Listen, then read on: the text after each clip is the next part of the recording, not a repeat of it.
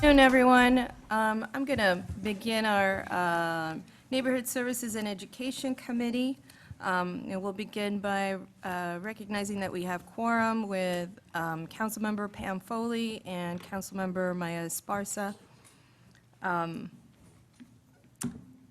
So we'll move on to the review of a work plan, and I believe this is a deferral. Yeah, it's a drop in referral. It's a drop from NSC and a referral to a study session in 2020. Wonderful. So do I hear?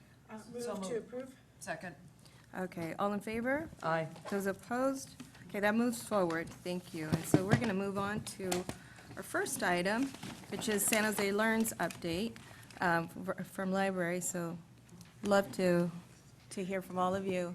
Madam Chair, and is this Yes. time certain? The Beautify Presentation? San Jose? Yeah. Is the presentation time limited? Oh, We no. had talked about that last meeting. No, we did. I think in an effort to include a lot of folks who are part of the library programs, it was my personal recommendation to have a lot of the staff come here and share with us. And they've done just a wonderful job, Jill. So, no, I don't think that that's an issue at this point, Councilmember. So we'll move forward with San Jose Learns. Okay, thank you. Good afternoon, council members. I'm Jill Bourne, city librarian, and I'm here with Lauren Hancock, who was a Fuse Fellow in our office, actually launched a lot of our expanded learning work, and I'm very pleased to say is now the Community Programs Administrator over our expanded learning work permanently. Yay. Congratulations. And Lauren, is this her second presentation? This is my First. So we're going to be really nice to her because she gets, Yes, yeah. we will. Okay. So we are very thrilled to be able to talk to you today about the San Jose Learns program. As you are already aware, grade level proficiency in the key areas of reading and math have been identified as significant indicators of future academic success, and one which demonstrate clear inequities across communities based on ethnicity and income level. Without intervention, this problem exacerbates issues of intergenerational poverty, a widening achievement gap, and increasing high school dropout rates. Our SJ Learns program focuses on bolstering academic achievement for students in high-need schools through grant funding and a community of practice for school and provider staff. SJ Learns is a key program in the expanded learning strategic area of the Education and Digital Literacy Strategy. San Jose Learns is a city-directed, city-funded grant program available to San Jose school districts that aims to bolster academic achievement by expanding promising and innovative out-of-school time programs for San Jose students in transitional kindergarten through third grade. To be eligible for grant funds, programs must serve students who are most at risk of not reaching proficiency in English language arts and/or math by the end of third grade. SJ Learns is intended to provide school districts with resources that leverage their own out-of-school time budget, as well as that of any provider it selects to ensure learning outcomes and increase the attendance of at-risk children who attend high-quality out-of-school time programs. The SJ Learns initiative aims to bolster academic achievement by expanding promising and innovative out-of-school time programs for San Jose students, transitional kindergarten through third grade. We do so by funding school districts, leveraging school district and program provider resources, and facilitating a community of practice with grantees. A community of practice is a group of people who share a craft or profession, and membership is defined by the knowledge of its members. Today you'll be informed and have the opportunity to provide feedback on the implementation of the grant award process and school site programs, the result from the first program assessment and learning outcomes, the development of our community of practice, and the progress on the establishment of a citywide expanded learning collaborative network. The following key areas of strategic focus have been identified for SJ Learns. Whole child learning. Districts comprehensively address the developmental and cognitive needs of individual students through fun and supportive learning experiences. Out-of-school time collaboration. Districts partner with city agencies, community-based organizations, businesses, and other entities to support the diverse strengths and challenges of their students and families. Family engagement. Districts make small but significant changes in everyday practice that extend beyond traditional activities to an array of actions that encourage trusting relationships between staff and parents, create a sense of community within the program, deepen the parents' capacity to support their child's development, and empower those parents to be active decision makers and lifelong advocates on behalf of their children. Continuous quality improvement. Districts are committed to achieving consensus on shared measurement and aligning to quality standards for expanded learning. The SJ Learns Advisory Committee, whose membership is in attachment A from the memo, continues to guide their decision-making on research and national best practices and includes members from key stakeholders throughout Silicon Valley. In addition to the key focus areas on the previous slide, the San Jose Public Library and our foundation have approached SJ Learns with a strong emphasis on partnership, support, and student-centered learning. This visual is a great example of that strategy. By providing funds, we support student learning and outcomes through direct service. By building strong partnerships in a community of practice among after-school providers, we're deepening the quality for all participants. For grant leadership and management, SJ Learns has also partnered with key regional organizations and other school collaboratives like the Shortino Foundation and Region 5. Through the city's connection and relationship to these partners and our work on SJ Learns, the city of San Jose has become a stronger partner in the out-of-school time ecosystem. So today we are excited to be here to talk to you about the impacts of the San Jose Learns school site programs, both cumulative and in the most recent school year program. Just for a bit of review, some of you recall that in the budget in 2015-17 included one-time funding of $2 million to fund SJ Learns initiative over a 2-year period. And then acknowledging the importance of the initiative, the 17-18 budget also included a one-time funding of $1 million to include best practices and continue the program. Also in 2018-19, funding became annualized and also included a one-time funding of $250,000 to expand partnerships with school districts to include summer reading and learning. With an expected dollar-for-dollar match, the ongoing funding leverages both monetary resources and professional expertise to continue growing the city's out-of-school time strategies. So this slide demonstrates the number of school districts that have been served, the number of schools, the number of students, and the partner programs, and then the total grant award over the last few years, as well as the matching funds. Although there is some duplication and overlap in school years, so that's where you see some numbers changing. In general, we've been able to double the number of students served pretty much per each successive issuance of the grant. Since 2015, SJ Learns has made funds available to 9 San Jose school districts at 29 school locations. Here in blue are the 29 schools across our 9 districts. In green are their closest library branch. As part of our goal to bolster academic achievement, the San Jose Public Library invites all San Jose Learns families to a twice-yearly library night. We ensure that those students are signed up for library cards and that they're participating in our summer learning reading program. We also work closely with our schools and the program providers in additional ways. And then as the council knows, when the city came forward with our education and digital literacy strategy, one of the core tenets of that strategy that was approved by council on May 7th, 2018, was that all city programs would be evaluated, required to understand and demonstrate the outcomes to students and the value of the city's investment. Specifically, outcomes should be measured by assessing program effectiveness in context of student demographic data, including race, ethnicity, gender, language, and grade level attainment. So we are happy that our consultant, Social Policy Research Associates, were selected after a competitive public RFP process through the Library Foundation in September of 2018 to provide evaluation of the SJ Learns fiscal year 18-19 program, which was 2.0. Which also included summer of 2018 and school year for 18-19. So the goals of the evaluation as it was defined were to document the outcomes of SJ Learns 2.0, to describe how SJ Learns funded programs have been implemented and highlighted promising practices, and to provide recommendations for future iterations of SJ Learns. The social policy research utilized interviews with key stakeholders, document review, analysis of administrative data, and observations of the community of practice convenings. They completed their evaluation of the program, and there is an executive summary available in your packet, attachment F. By the city funding of these programs, kind of the first finding was that this program does meet a critical community need in terms of providing out-of-school time support that continues the learning day and the learning year in the summer.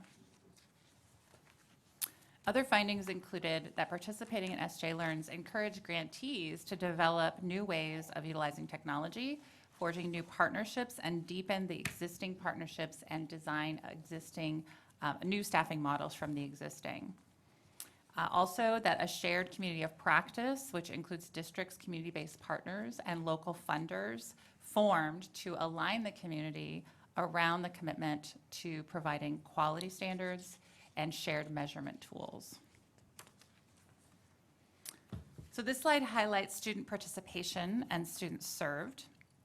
The SJ Learns initiative served 652 students in grades TK to third in 2018-19, with an average daily attendance of 5.4 hours per day in the summer and in 2 hours a day in the school year. So of note on the slide, you'll see that 52% of the students were English language learners, and of note, 66% were Hispanic, identified as Hispanic or Latino. The next two slides share information about academic year and summer learning, respectively.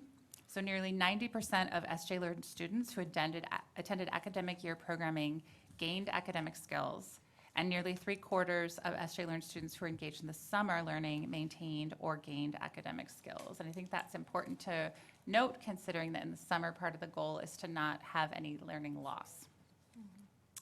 So examining the data across different racial, ethnic, language, and gender categories gives a picture of success and also indicates areas where we need more work to be done, and it's really good to have that data. We have it in summary, but also at a program-by-program level, so we can work specifically with individual programs.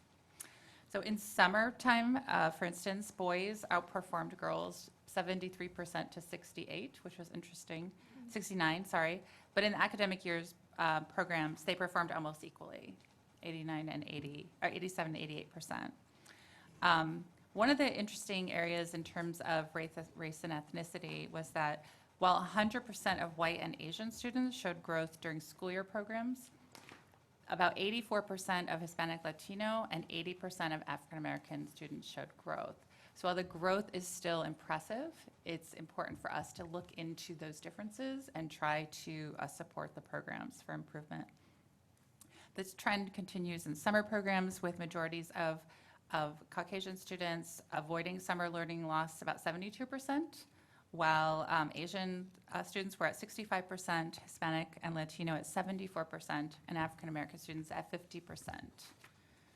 Some of the issues with summer, which we'll show in a second, were attendance plays a huge factor, and you'll see on this slide that hours in a program really affects the impact of the program, essentially. So both attendance and the fact that children who were in school year programs end up spending a lot more time in the program than in the shorter summer months. Excuse me. Another interesting note is that for summer programs, 68% of English learners avoided summer learning loss compared to 78% of English-only students.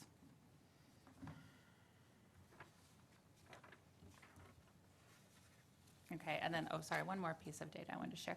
In summer months, 81% of TK students avoided summer learning loss. 72% of second and third graders reached the same goals, while only 67% of first graders.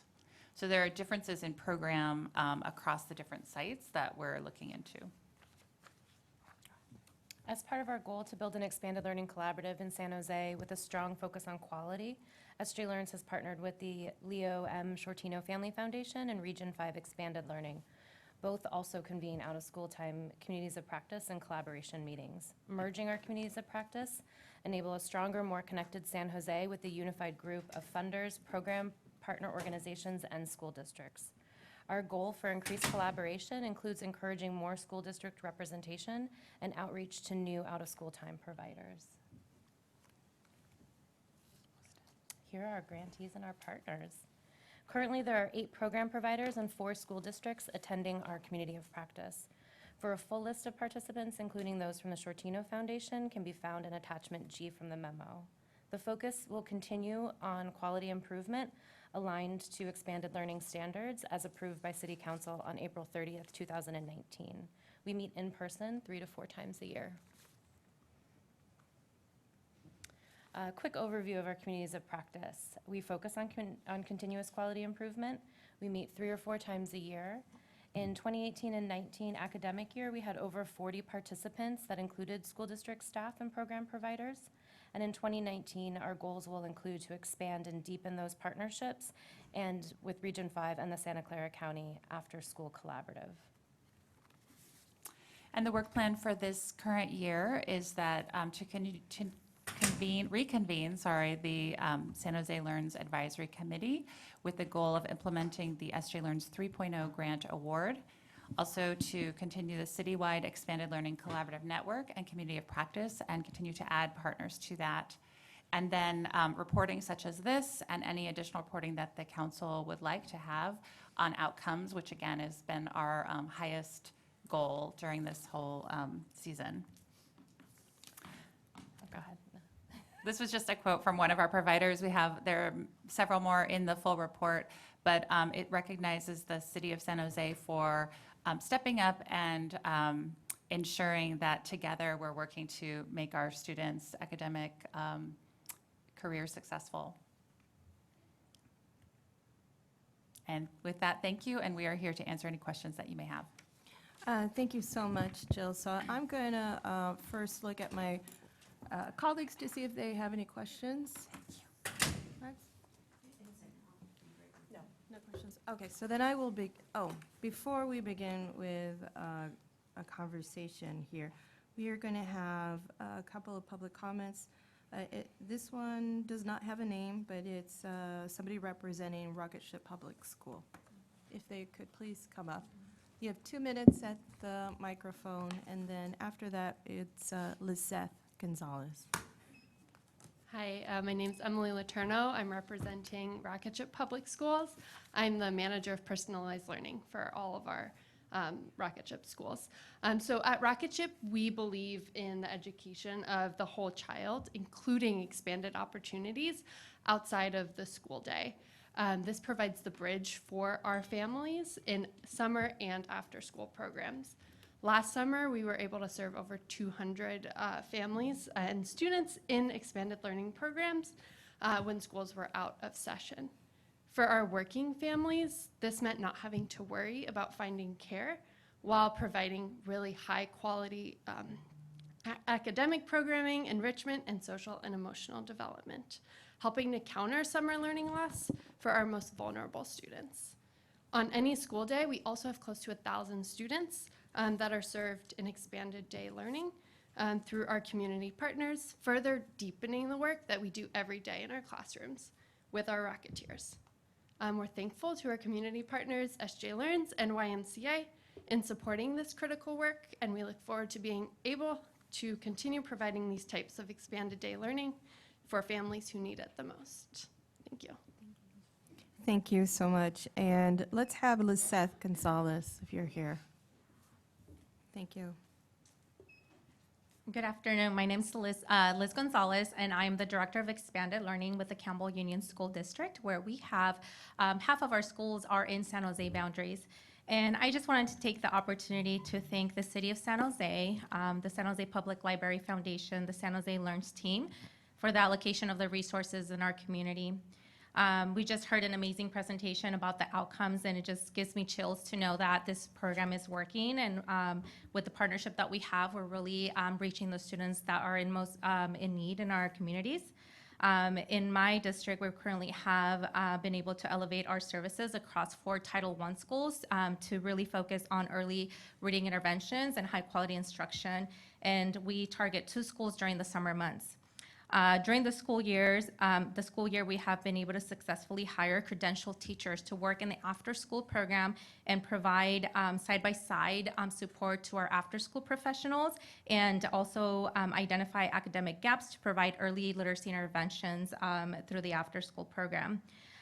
We also know that the struggle continues during the summer months, and so we have been able to also have credentialed teachers support us in being able to provide high-quality instruction during the summer to address the summer slide. And then on top of that, we're also addressing other critical needs such as social emotional learning, a safe place to be for these kiddos, with caring adults, and also access to food during the summer months. So on behalf of the children, the families, and the educators of the Campbell Union School District, we want to thank you for supporting these funds, and we're excited to continue to see the great outcomes that we're just able to see. Thank you. Thank you, Liz. We also have Renee Sanchez. Hi, Renee, welcome. Good afternoon, Rene Sanchez. I'm the Assistant Superintendent of the Alum Rock School District, and I also want to thank and congratulate the San Jose Learns team and the City of San Jose for granting us this grand opportunity. We've had the opportunity to serve approximately 500 students this year, mainly focusing on our kinder students. I'm sure through the research and some of the presentations that you've seen, you've known that our kindergarten students oftentimes come ill-equipped to perform well in our schools. So one of the things that we do is really focus on those foundational skills. So we offer before school and after school programming for those students. We also offer an intervention program in reading for our K through third grade students. Along with that, we offer an opportunity to engage parents in how to best support their students. So throughout the summer, as students are attending interventions, so are parents. So parents are learning how to support their kids at home. They're working with the students there with the teachers, and therefore really shown a tremendous amount of progress in reading. So again, I want to thank San Jose Learns team and the City of San Jose, and hope to continue this partnership. Thank you. Thank you, Renee. Okay, since my colleagues don't have questions at the moment, I'm gonna. Oh, wonderful. Councilmember Foley, and then followed by Councilmember Carrasco. Just a quick comment. I was on the initial task force along with Councilmember Carrasco when we set up the direction for San Jose Learns so many years ago. So it's really exciting to see how it has taken off and benefited our kids. Particularly, it takes kids, it helps them avoid the summer slide, but it also gives them something to do during the summer and not just sit in front of their screens and be bored and then maybe get into trouble like we don't want them to do. We want them to be productive and learn something and make them feel better about what they're doing. So I really appreciate what we did so many years ago, and that it is really a successful program. Thank you for the report. Thank you, Councilmember Foley, for those comments. What I wanted to just add, you know, when I first came on council, some of the comments that we've heard in the past is that city has no business in education. And I so full-heartedly disagree with that, because I think that that city government should be involved. And of course, every district has its own governing body, and so we can't get involved in that, but we absolutely should get involved in making sure that our youngest of residents, especially the most vulnerable, have every opportunity to succeed and to be victorious, and especially where we can bridge partnerships and facilitate that. I think that's definitely our role. But also where we see gaps, I think that's our role as well, to make sure that we're there supporting that. Councilmember Arenas and myself were first met at First Five, where some of the most alarming statistics were those where we saw vulnerable communities, especially that where children were starting off already at a huge deficit from the wealthier counterparts. And so being able to provide opportunities where they can level the playing field is so important, and we're seeing that. We're seeing how significant this work is. And of course, under your leadership, this can only grow and improve the outcomes. And so I'm grateful that this is ongoing, and that we can provide our school districts with additional support. So thank you so much for the report. The one thing that I will add is that I hope that as council members change seats, that this will continue to be a priority of the city of San Jose, and that regardless of who sits up here, that those who have longer histories with the city will continue to carry that torch and make sure that you carry that message, and make sure that, especially with the statistics and the research, I think that that's going to be the selling point about the critical importance of making sure that we continue to fund it and bring other partners so that this work continues. Thank you, Councilmember. I just wanted to say that thank you for indulging us with the history of the program, and that's part of why, is that we want to always make sure people know where we came from with this program. Also, I want to thank our staff, including Lauren and Joanna Henderson and Video Columbi, and our foundation director, John Coppin, because they came into this program the second year when the library assumed responsibility and really prioritized this report that we're bringing forward. It's the first time we've had this level of data to really understand program by program how every child is doing, and it can only improve our ability to help them be successful. Thank you for that. You know, if I can add, I believe it was someone from Rocket Ship that mentioned the importance of having, the after-school program is really important, but that summer slide. But for parents who are working and who don't have the luxury of paying for those extracurricular activities, having an ability or a program that's available to them that is stimulating, that's supportive of academics, but also a safe place where they can leave their children and have that peace of mind, it's really critical. Some of us who are a little bit more privileged don't really always understand that. For these families, it is it's a lifesaver. Families can't take the time off. They can't supervise their children. We were just at a county hearing where 3 of the 5 zip codes where we're seeing the highest numbers of sexual assault for children under the age of 14 are in my district. And one of the risk factors is mothers, single mothers especially, who don't have reliable childcare. And so they're just leaving them with whoever is available to them. That's a risk factor. And so being able to provide this is also a way of ensuring children's safety. Thank you. Councilmember Esparza. Yeah, just a quick comment. I was actually going to say the same thing, that to me, this isn't just about education, it's about community, it's about safety. In fact, I was at one of these Title I schools earlier this morning giving out shoes, right? So the kids could have shoes as they grow and as the weather gets colder.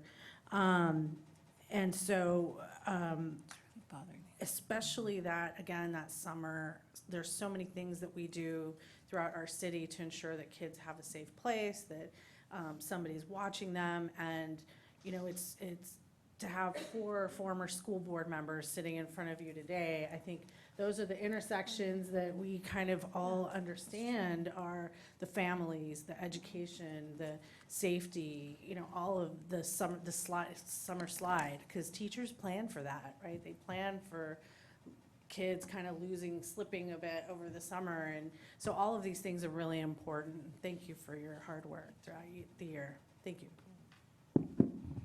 Thank you. I so want to echo that, and thank you for that observation. I had noticed that we all have that in common. All right, so I have a couple of questions. I love that there is now a consultant that is focused just on research, and that is really wonderful. So, you know, I'll start there. Well, no, let me take a step back. Let me ask you, when the districts, I know you've chosen a couple of districts, and I wanted to know, first of all, what the criteria was for the districts. And then within each district that is chosen, what is their criteria to choose the schools that are going to be included? And the reason I ask that is because I know that one of the reasons why we're establishing this program, and it's within, I think, one of your mission statements, or recognizing that it's a lack of resources, right? And it's the disparity between some of the students who are wealthier and some that are not. So it has a lot to do with income and with resources. So I wanted to know what those criteria were.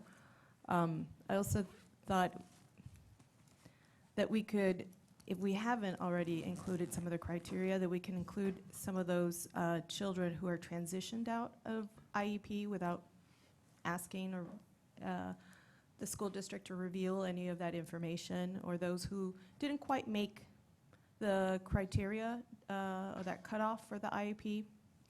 And unfortunately, it's a waiting game for those children because they may not fit whatever cutoff that year, but give it another year and they probably will be eligible for an individual educational plan. So could you answer that, Jill? Sure. So the first question about how the school districts qualify, Mm-hmm. and then Lauren can pipe in with more detail, I'm sure. But for me, as I understand, the major criteria are that they commit to working with an out-of-school time provider on their school sites to serve children in the target age ranges. Our goal is that the children be at risk of not staying at grade level. But the school decides which students can participate. You don't decide what that criteria means? The currently, and that's part of the issue of the working through the data, is to work with the schools at the beginning to get more information about how did they determine the grade level ability of the students. Is that correct? Yeah. And so that's been something that we just saw through this first, I should say, review of data, was that we kind of saw that we need to know a little bit more about the students before they start. And then another major component is that they provide matching funds, and that was part of the original council design of the program. So it could be in, funding the program, the staffing, whatever. So, and then there is a criteria around a high level, to get to your question about income, of students with free and reduced lunches at the schools. Are there any other major? It's most at-risk students, and I think that's more difficult academically to decide or to choose or recruit in kindergarten versus second and third grade. So you can Sure. see a student in second and third grade that's 3 or 4 levels behind. Right. So Those we are a are lot easier. yeah. They have those reading assessments. No, my Exactly. son does, and I always make sure that third grade level, when he was in second grade or in third, that he was right on track. Fortunately, math is the culprit in our household, and not reading. But it's very interconnected, because nowadays Common Core math is a lot of reading comprehension. So if you don't understand what you're reading, you don't understand what you're going to do next in terms of your math. So I have a concern about that particular, Jill. Especially the matching funds. I don't know exactly what the ratio is, if it's 50-50 or what percentages, but I know a lot of our school districts, as you well know, that everybody's struggling, right? We don't have enough students in our county, and then to have something additional, this is kind of like an extracurricular activity, if you will. I see part and parcel of what we need to do to close that achievement gap, but districts may not see it that way. I'm concerned that those districts that are, hurting the most may not have that matching fund, but yet they're the ones who probably have the most children who are impacted. Yeah, and I mean, I totally understand that. We've been thinking a lot about the issue of schools that haven't been successful in the process, and how to, now that it's a regular program that we can plan in advance and do multi-year awards and things like that.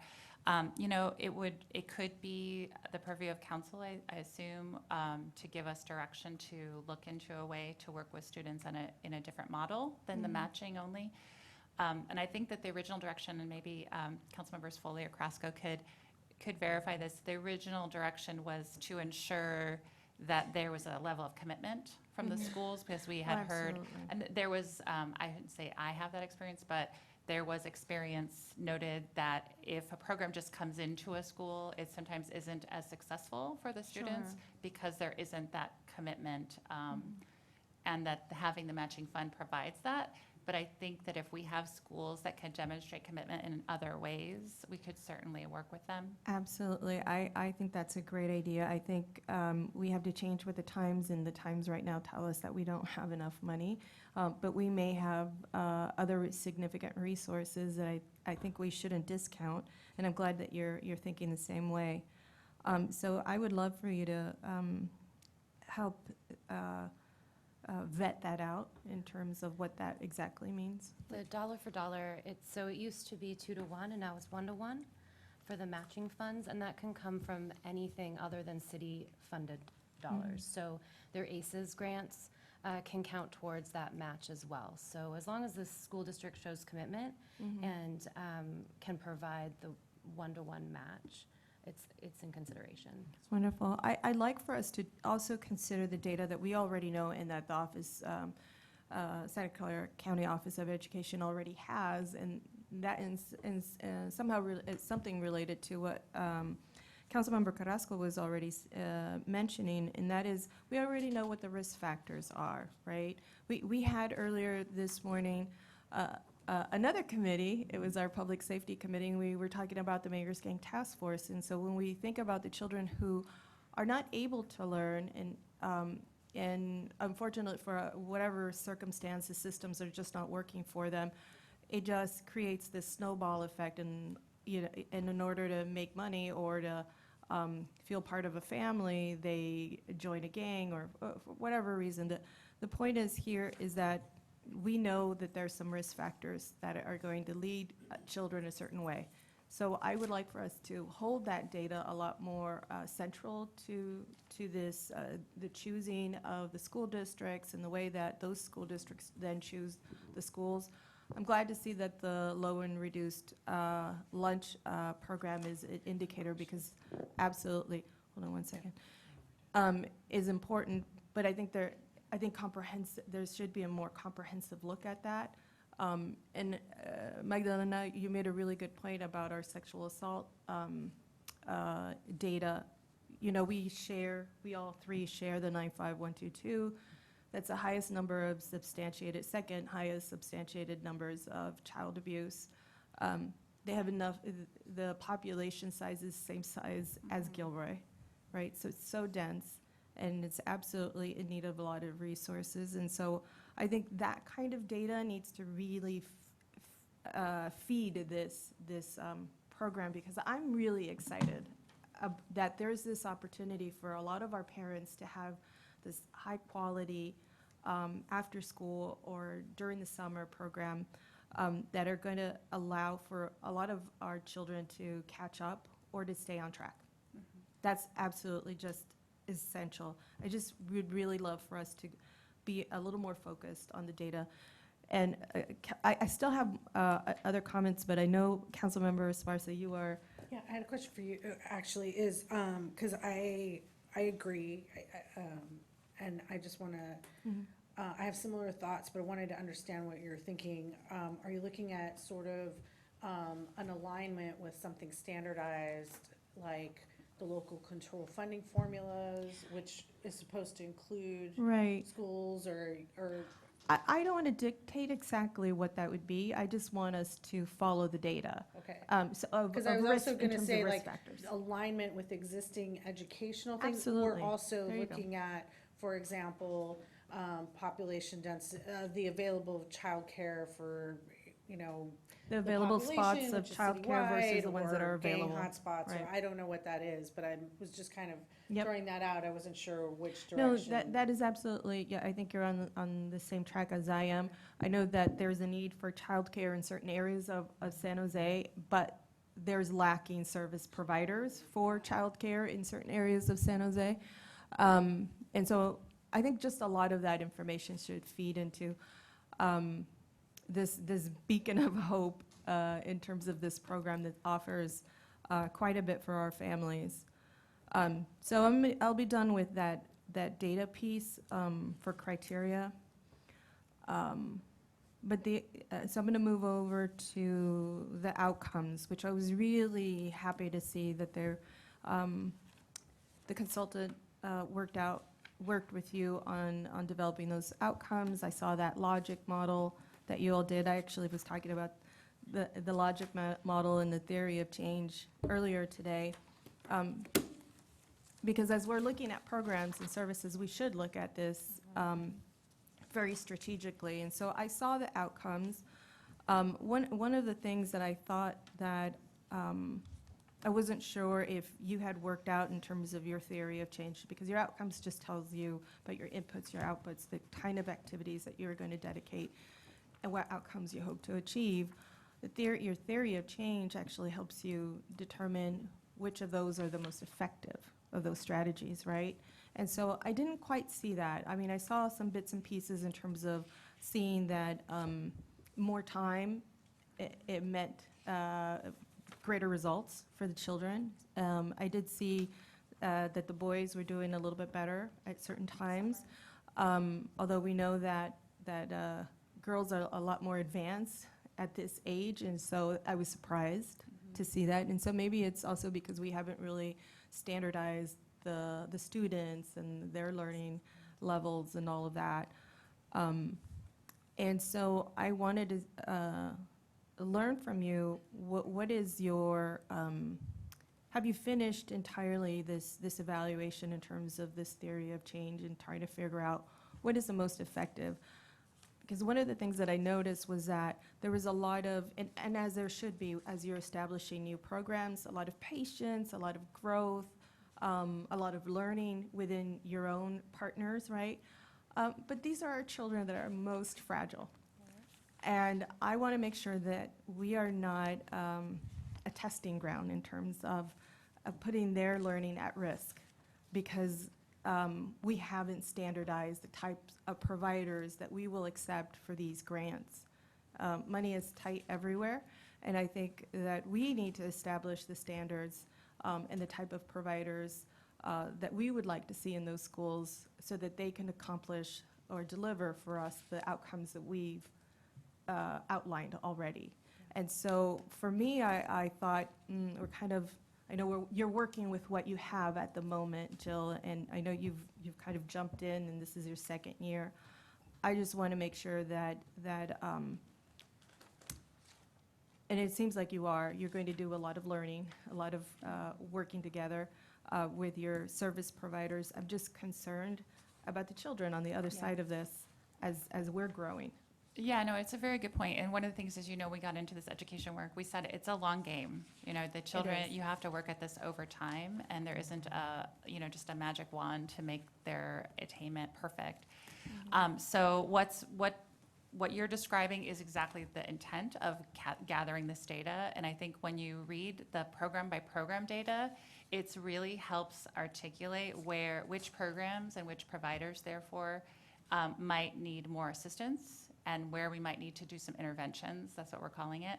So this year is really, in my mind, the year where we're working closely with the providers to say that now we have data around how the program's doing, and work closely with them to understand what they think some of the barriers are. And we're learning some of that already. We have some ideas about that to succeed. But the goal is exactly that if a program isn't working, we shouldn't be funding it. Right, In a nutshell. Yeah, But and also if they're gathering. working for 3/4 of the kids and there's some gap, how can we help Right. fill that gap? And also, I don't mean to be so pessimistic. I also want you to gather from them when it is working, right? Correct. When these strategies are effective, Yeah. that we're sharing that. And I should have probably said that, but that is No, one of the no, great yeah. things about the community of practice. And I really want to applaud the schools who've been involved in this because they're letting us share data about their programs. And, people are, it's scary to vulnerable. say like, what if? It's very vulnerable. That's a perfect word. So the community of practice is all about that, is that if one program is showing really great results, how can others learn from that in a really organic way? We are trying to standardize outcomes for sure, and through the quality standards, as you know, that the council adopted. But when you look at the data for specific programs, some of the outcomes, it's very evident they could be because, at one school, all the girls were English language learners, right? And maybe the boys weren't. There's all these different uniquenesses, just like all of our kids are unique and all of our communities are. So that's what's really interesting to me is when you get to the school by school and program by program data, it really allows us to create a game plan to help ensure that they're successful. That's the other thing is that our wonderful team advocated for moving to a multi-year approach. So schools can 2 years. actually, they can apply for 2 years. And some of the schools have been involved for the entire time, actually, because we want to see more of that longitudinal growth. You want to be able to see that a child who starts this program can stay in it. You don't want to have the drop off. And we think that by having this data year upon year, we'll be able to see that. Wonderful. I really appreciate that. I think those are my questions. Yeah, those were it. I know that this is not, the answer to all of our issues that we have in our community, but it definitely is the cornerstone, if you will, right, for our children. We know how important it is for children to read, for that to be something that especially our boys, they fall behind, and they just, it takes a while for them to catch up. And in the meantime, there's a lot of distractions. So I see this as part and parcel of what we need to do for our community, for what we need to do for our communities that don't have any resources. And, I see this also as something that's really connected to what we're already doing in our schools through, like the ROC program, right? That this could be connected to that, that it doesn't have to operate separately from it. Because they're trying to achieve the same thing. And we have this, our community that is a lower income community that has a lack of resources, and then we have this middle class community that can afford a certain amount or maybe is under scholarship, but they need the ROC program for childcare, or they need the ROC program for just for resource. But I would invite you to consider how all of these programs kind of interrelate, in that you're not alone. And you shouldn't be alone. And we should all be working together, especially when we have these just awesome after-school programming. I personally have said that I benefit from the ROC program. My son loves it. But we also have to balance that with some tutoring. Right? And so, my family, we can afford to do that. Not every family can.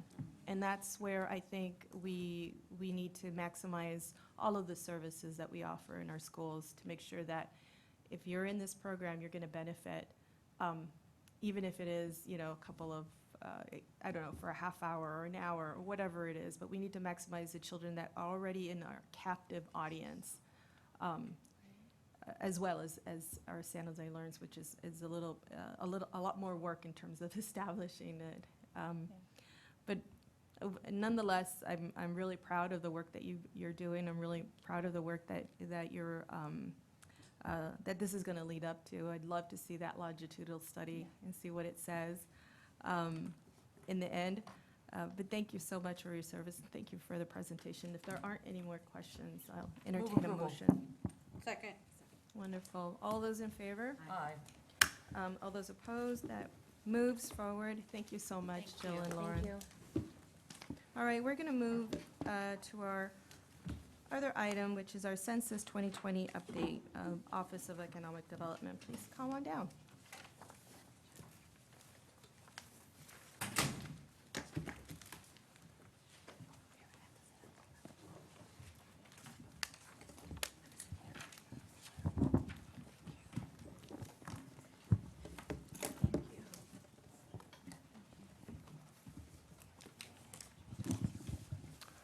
Good afternoon, Chairperson Arenas and City Council members. I'm Jeff Ruster, Director of Strategic Partnerships for the City Manager's Office, and I'm joined by the 2020 Census Team.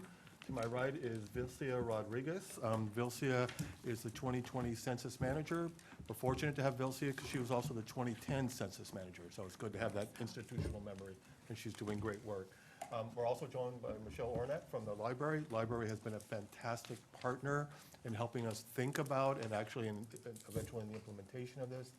Suma Maciel from the Office of Immigrant Affairs has been great, and Nguyen Pham also from the Office of Economic Development. We've also worked a lot with Public Works Department, in particular Matt Loesch, in terms of updating our master address database, which is key in terms of making sure the Census Bureau knows who to send the information to. So again, we're here to talk about the 2020 Census Strategy, but before I even get into the background or the actual strategy itself, I want to thank every single council member. We have been engaged with your offices directly for over a year. Not only have you helped us to think about how we should approach this topic, but you've been great in terms of connecting us with your community events, with your newsletters, and with your neighborhood associations, the community-based and faith-based organizations, a lot of whom we've already started to work with and to get the word out. So we appreciate that, and you'll see this manifested in the design of our strategy. As you all know, the census drives many things, political representation at the congressional, state, and local level. It also drives about $675 billion of federal programs for housing, healthcare, transportation, supportive services, child services, public safety, and the like. So it is obviously key because every single resident and business needs these services in order to make our community as vibrant as it is. When Kim approached me back in June of 2000, Kim Wallish approached me back in June of 2017 to talk about working on the census together, we had an inkling of the challenges that we might be facing as this got closer and closer. But we had no idea in terms of the magnitude of the challenges we would be facing. And you'll see just, I think the larger challenges are up there on the screen, and they're very diverse in their nature. The first is this is the first time the 2020 Census Watch will be digital. You'll be able to fill out the survey online. It will be available in 12 different languages, including obviously English, Spanish, Vietnamese, Japanese, Cantonese, Mandarin, Tagalog, a few other languages that I'm sure Vilcia knows all of them. But the Census Bureau honestly has had problems in designing the system and in testing the system. So it's still, in terms of the capacity of the system to handle so many users at the same time, it's still very much an unknown. The Census Bureau in real terms is about 50 to 75% of what it was in 2010. So that has limited their efforts in terms of technical assistance and outreach as well. I would tell you language accessibility is a big issue related to the census, though again, the online census survey is available in 12 different languages. If people do not fill it out online, they eventually will get a paper mailer where they can fill it out there, but that will only be available in English and Spanish. The recruitment challenges faced by the Census Bureau are tremendous. There are enumerators. These are the folks that will actually go knocking on people's doors that have not responded to the census. They need about 3,000 in the county of Santa Clara, and they are not meeting their recruitment goals as of today. We are actively working with them. Work the Future has done a variety of workshops. We're outreaching to the universities, to those folks that maybe deal with retired individuals, et cetera, folks that might be available and would be interested in these $30 to $33 an hour jobs. I would tell you that in 2010, the enumerator effort brought our initial response rate from 50 to 75%, so it plays a huge role. And it's important that these enumerators come from the communities in which they would go back and hopefully motivate people to respond. And really kind of I think the most important issue, and it's a surprise to no one that here, is the anxiety, the mistrust, the fear of government that exists. though the citizenship question is not going to be on the survey. There's still misunderstanding about that, and though that was just, fuel on the fire, and to a certain degree, the damage has been done in terms of augmenting the mistrust, and also the fact that it will be online. A lot of people have concerns about the privacy of information and the security of that information. So as we begin to think about our strategy, really it has been primarily focused, though not exclusively focused, on those hard-to-count populations. Santa Clara County, I believe, is the 8th hardest to count county in the country. And it's because we have a large percentage of immigrants and the folks that you see there.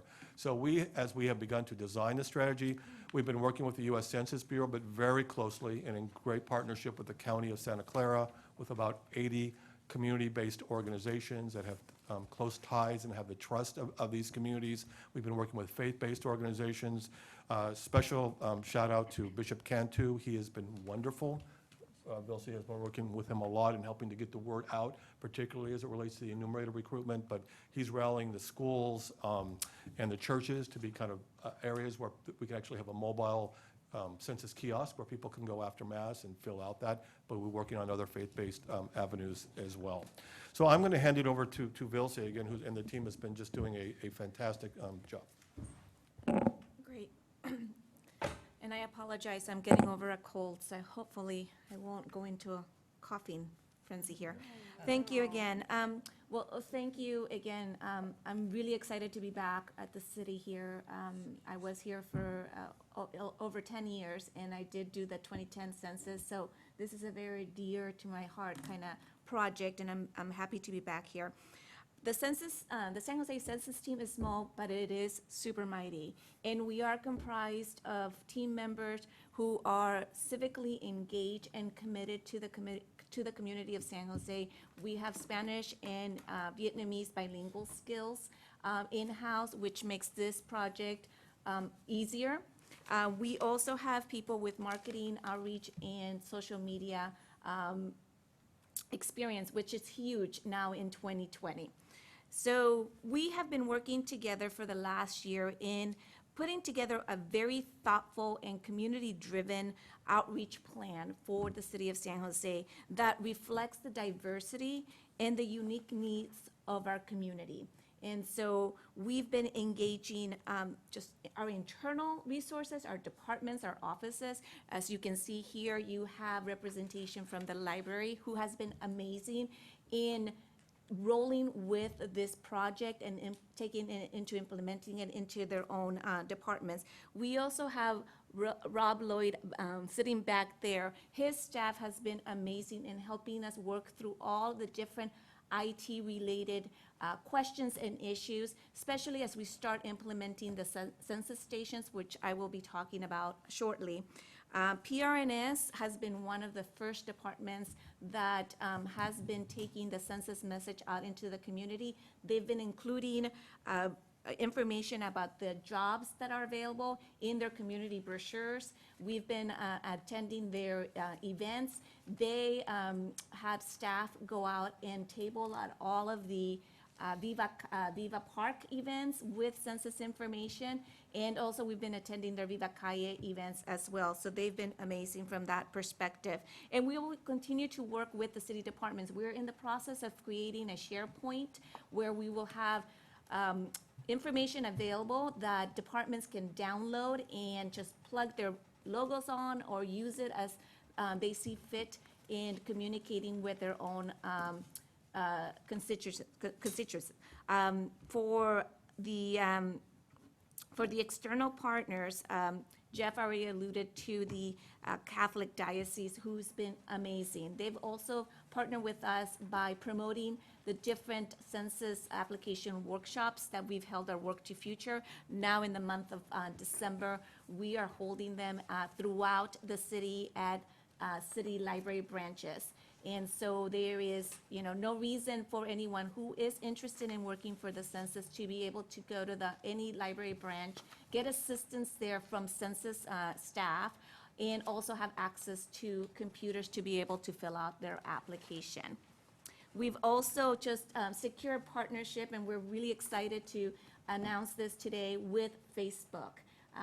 Yesterday, we met with staff, and we are going to be working with them in developing training on best practice on how to implement social media, their platforms, because that's how people are communicating nowadays.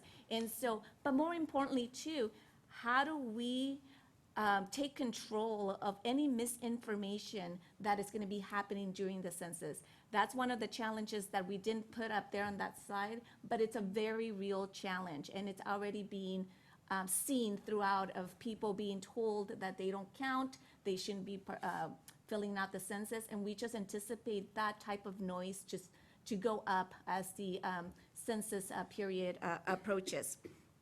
Technology and innovation has been key in this project.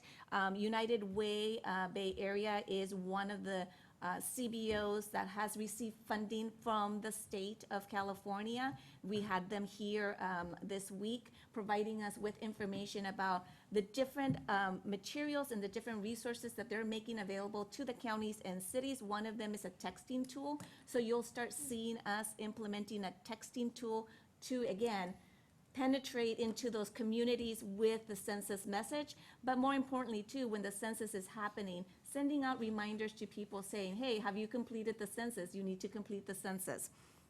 CBO funding. So the United Way received funding from the state of California and has allocated about $332,000 in grants in Santa Clara County alone. Silicon Valley Community Foundation has also been raising funds and has allocated funding. So overall, we have about 40 organizations or so that have here in Santa Clara County that have received funding, and it's over $1 million of grants that have been awarded already. Now, that may sound like a lot of money, but really it's just a drop in really what the type of money that we need for this kind of effort. The city, thank you, council, for allocating funds for this project too. I can tell you that in 2010, there was zero budget for this effort, so we really appreciate what you've done. We've, through the Silicon Valley Community Foundation, we have granted $250,000 to community-based organizations in San Jose to do the work here that is needed. And so we're very excited. We continue to evaluate the gap analysis through the funding maps that we have, because there's still gaps. The unstably housed, the homeless are two of the groups that we still need to continue to work with, and that's where our housing department is a key player. They're actually working together with us and coming up with strategies on how to reach that gap, as well as how to reach to mobile home parks and renters. So how do you get counted? So you can, the U.S. Census Bureau is pushing for online census completion. They're also, for the first time, people will be able to call on and fill out their census via phone, and those 13 languages will be available that way, and also by paper in Spanish or English. There will also be 59 non-English language guides available for people to get assistance.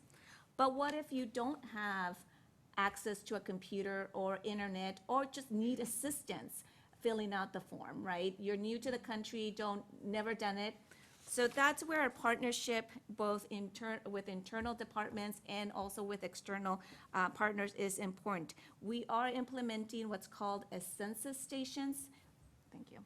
Census stations at community centers, libraries, and we're also doing mobile census stations. Yes, we're taking the census on the road with our Spacemaker ship that the library has graciously donated use of it, and also staff. So 5 community centers are going to be, we'll have computers there available, trained staff and volunteers to provide assistance with the census. All 25 library branches will have 2 dedicated computers. The rest of the computers will be available as well, but at least 2 of them will be dedicated for census completion. We will have trained staff there as well. And the mobile census stations, we have 11 churches through the San Jose Diocese identified to also, for us to come after Mass and have staff available there for people to get assistance filling out the census. We'll make it into a festive activity to promote it and to also take a little bit of the fear out of completing the census. So what are some of those key dates? So you'll start seeing a lot of the education and outreach begin next month after you come back from the furlough. Invitations are going to start going out on March 12th. And this is a very important date because this is when the U.S. Census Bureau has announced that the online portal will be available for people to log in and start completing the census. So the census is starting in March 12th, and we are holding our breaths that the portal will be available and will not crash. But if anything happens, we'll be ready. Census is April 1st, and so you will see some activities around the city, throughout the city around April 1st being Census Day. People will have between March 12th until the end of April to respond to the census. And this is important for you to know because if people do not use that time to complete the census, starting in May, that's when they will start receiving census workers at their front door. So we are telling people, avoid the knock, complete the census on your own, because it's important. We understand the fears and the concerns here in our community, and so we want to facilitate the self-response process through our outreach strategies. So what are those outreach strategies? This slide only captures just very minimal, some of my favorite ones, I should say, that we've been working. There's a lot more work being done. So I'm excited to tell you that we created this amazing partnership with the VTA. We conducted a census poster contest and invited all of the community colleges, private and public universities, art students to design a poster. Winners, the number one winning art gets displayed throughout all of VTA, well, not all, but a great majority of VTA real estate. So can you imagine as a college student having your art selected, going on buses, going on bus shelters? We did select the artist last week, and we will be revealing that artist to you at the beginning of next year. And we're just very excited to be able to have this partnership with them. It's another way for us to engage our youth and our college students who are one of the hard-to-count populations. The other is the Census Street pole banners, and I'll show you a picture in the next slide. You will start seeing these banners in English, Spanish, and Vietnamese going up in February at 400 different city locations. We will also be using the art from these banners, and we'll be creating elevator wraps or putting up elevator wraps at city-owned garages. So it's something new that we're trying, and we're very excited about it. We are trying to get the census in front of everybody. If you're waiting for the light or waiting for the elevator, you will see census information in front of you. We have a 2020 census webpage. We also have the library department who has already started to develop training and programming for implementation at their different libraries. And of course, we will continue to use our own internal communication tools here at the city to blast out emails and include public information in city publications. So here's a picture of the street pole banners that you will start seeing going up. Is this the art that won? No, we haven't, yeah, we will be, it's a different, yes. Yeah. These are the banners, but the artist, I think it speaks to millennials. When you see it, it's fun. It tickles my toes whenever I see it. So, if I may just go back one more. The things that you don't see in this slide that we are currently working on are, we are in the process of implementing a census mini grants program for neighborhood groups.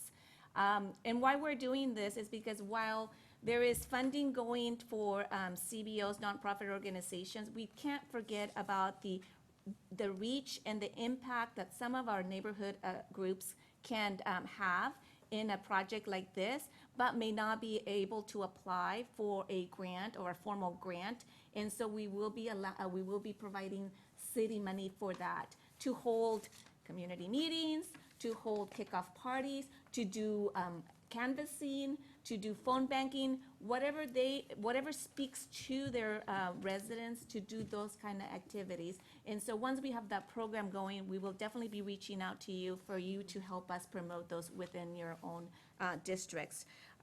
We will continue to attend events like we've done, but push them, go to a few more to continue to get the word out about the census. And then, of course, we are implementing social media in this campaign. So we have Facebook, Instagram accounts. We have our city census webpage that we've created. And so we will continue to do that to, again, reach the different audiences through different means that speak to them. And so when we go and do presentations, we want people to know that the census is important and it does impact everyday life. And anyone can get involved. You can either work for the census as a census worker, or you can share the job opportunities. If you know of anyone who's looking for supplemental income, refer them to the census. The jobs are paying really well and it's flexibly staffed. That you can be a census ambassador. You can talk to your neighbors, talk to your family members, and then in March, you yourself complete the census and also encourage others to do the same. Thank you. We were just considering a side job. Yes. They're good paying jobs, I'm telling you, flexible hours too. So. Flexible hours, that's what we like. So again, that concludes our presentation. So again, we want to kind of conclude where we started. Thank you for your support to this point. We're 90 days away from the launch of the census, so we really look forward to continuing to work with the council offices and with your partners, and really hope to scale those efforts in the months to come. So we're open for questions. Thank you. Councilmember Foley. This is really exciting. It First, is. to stand up and be counted, and to have the immigration question not on the census is really, really critical to our population in particular. But I have some questions for you. I really appreciate your scope on outreach and how you're focusing on that. It seems really tech-heavy to me.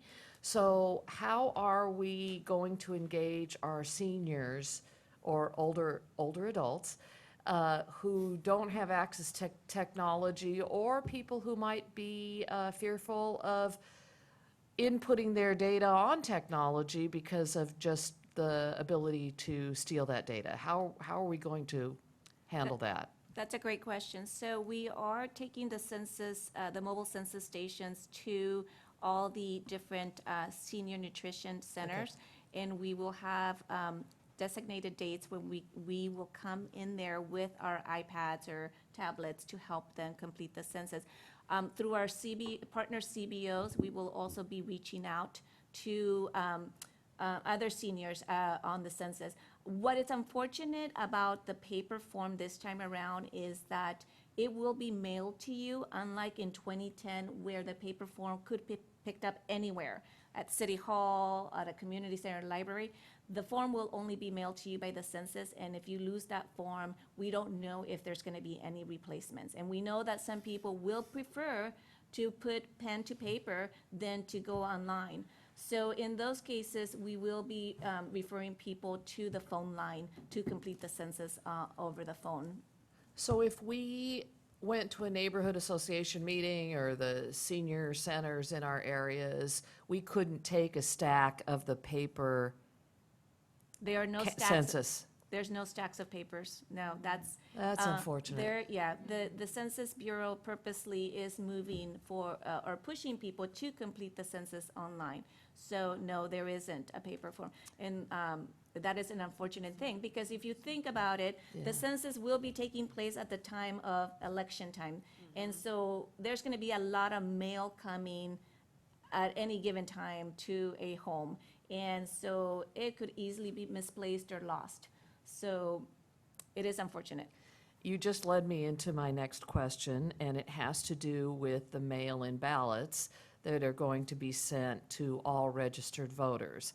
Will the county be inserting information on the census in that ballot packet? It seems like a perfect mailer to include information about the census in that packet. People are going to open it up. The majority of, not everybody will vote, but majority of the people will probably open it up at least, and that's one more way of getting a message out. So maybe we can That's a great encourage the county to insert a flyer, a postcard, whatever it is, in that mailing. They've already got one going out, so it's going to hit all our voters, and that seems like one other additional tool. I am concerned about the reliance on technology. It's not just older adults, but it's everyone who doesn't have easy access to Wi-Fi, who might have to go to a library to get access, and they're not going to do it. They don't consider it a priority.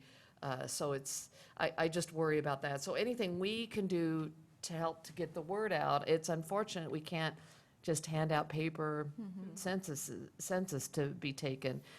Regarding the number of, did you want to respond? No, I just want Okay. to say, I just want to emphasize again, the point, the enumerator piece of this is huge because of that, because they'll actually go to your door and be able to fill it out with you directly there as well.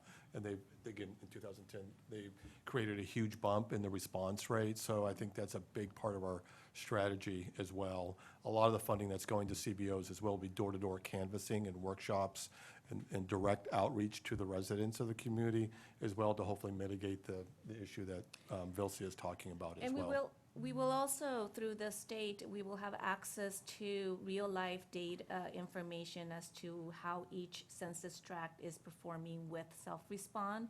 So then we can redirect resources to low-performing census tracts as well. And that's something that our staff will be monitoring on a daily basis. So, Okay. and I do love your idea of including in the ballots. We'll definitely Very good. explore that. The county has included information about the census in the property taxes, or will be doing that. So that's another way that we're getting information Yeah, out directly. they're Property. out, statements are out, and I did Yeah. notice it in my property tax statement, but that's so far away from Yeah. April 1st, and Exactly. the March ballot is really close. Yep. You led me right into my second question, which had to do with reaching out to people who can help do the physical count. Are we going to senior centers, nutrition centers, and encouraging those folks to get a part-time job and earn an extra little cash, and making it easy for them to do so, and then incorporating them in our canvassers? I tell you, there's been basically a full court press on this issue, and Vilcia actually has an HR background as well. So she's put together a training manual, she's coordinated outreach with a lot of different organizations, the community centers and those, where those services are being offered. I mean, if you want to expand, but that's been a big push in terms of trying to get the enumerator recruitment numbers up. I started, That's great. Yeah, I started working on recruitment outreach day one when I came onto this project, because I knew there was gonna be an issue with it. Even though the Census Bureau was very optimistic that they were gonna hit the numbers, with my HR background, we know that that's just not gonna happen. Right. Especially with the requirements that these jobs have. As federal jobs, you have to be a US citizen. You can't have a criminal background. And in all honesty, I applied for the job because I needed to find out what that process was in December of a year ago, and I still haven't heard back from the Bureau. So that's some of the challenges that we are, and so I did develop a train the trainer guide for people who want to host workshops and want to be able to walk an applicant through the process, and quick resource information for applicants themselves to make the process easier. Just been hitting the ground, going to community centers, going to organizations to get the word out about the jobs. So are you saying you applied for a job as a canvasser a year ago and you have not heard back? That's correct. Well, that's bureaucracy at its worst. So, government. because I can think of all these target populations who could use the work, who'd like the flexibility, who may be out charging up Lime scooters for extra dollars, and they could do this too. Is there an age limitation, 18? You have to be a minimum of 18 Okay. years old, yeah. So, do you go through the federal government to get the job, or you go through the county to get the, where's the delay, do you think, from you hearing back? Well, I think Or do part they of- know who you are and they've said, she's already works for us, we don't need her? Yeah, we don't want her, she's a troublemaker. Yeah, she's- I think part of it is just that they don't have the manpower to be able to go through all of those applications.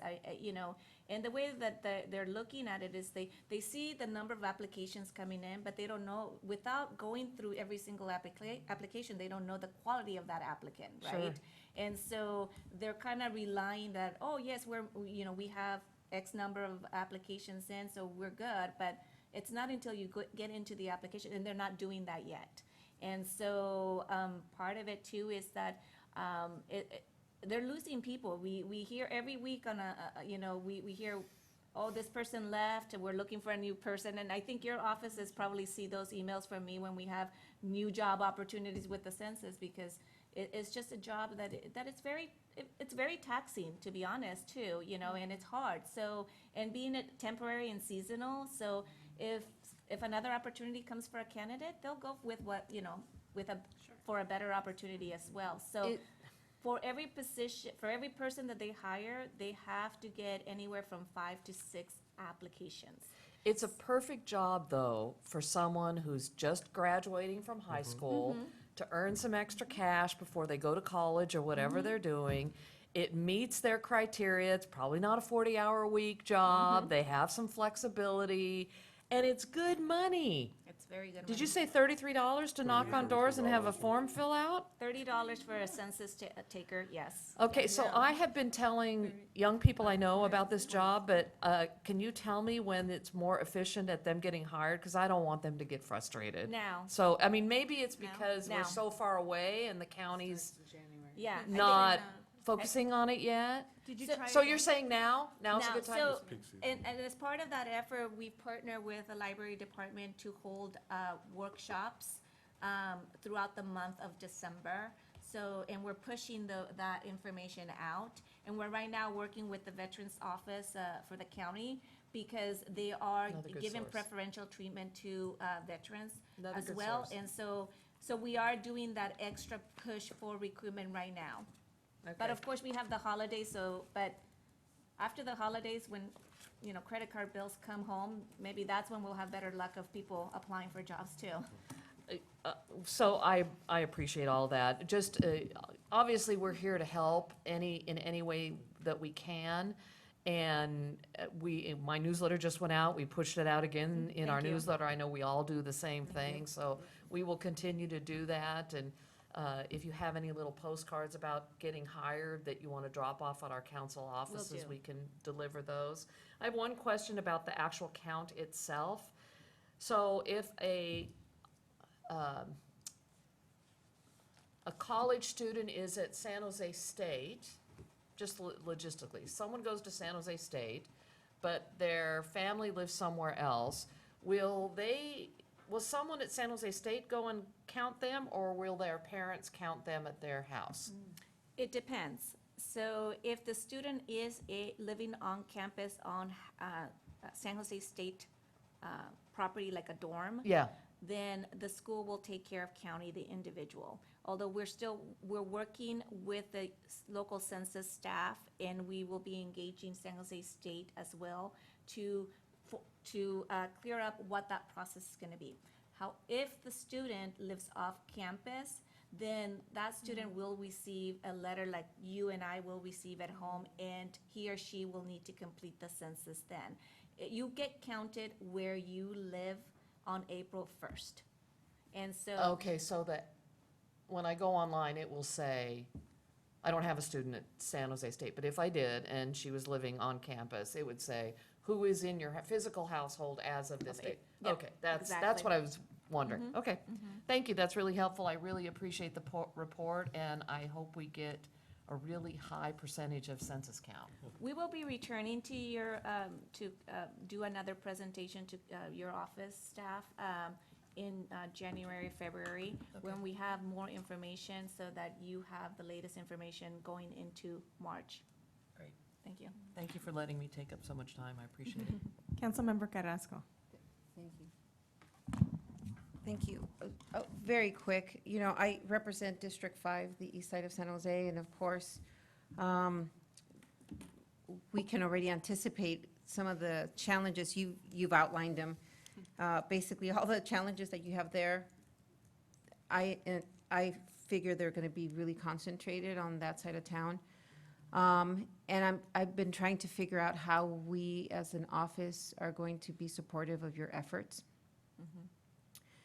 So I just wanna put that out there to figure out how to help you, preferably after March 3rd, but definitely, how do we gear up for that?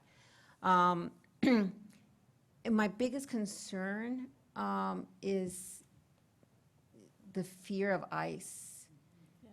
And whether ICE would take advantage of this opportunity to do anything to our community in terms of harming them.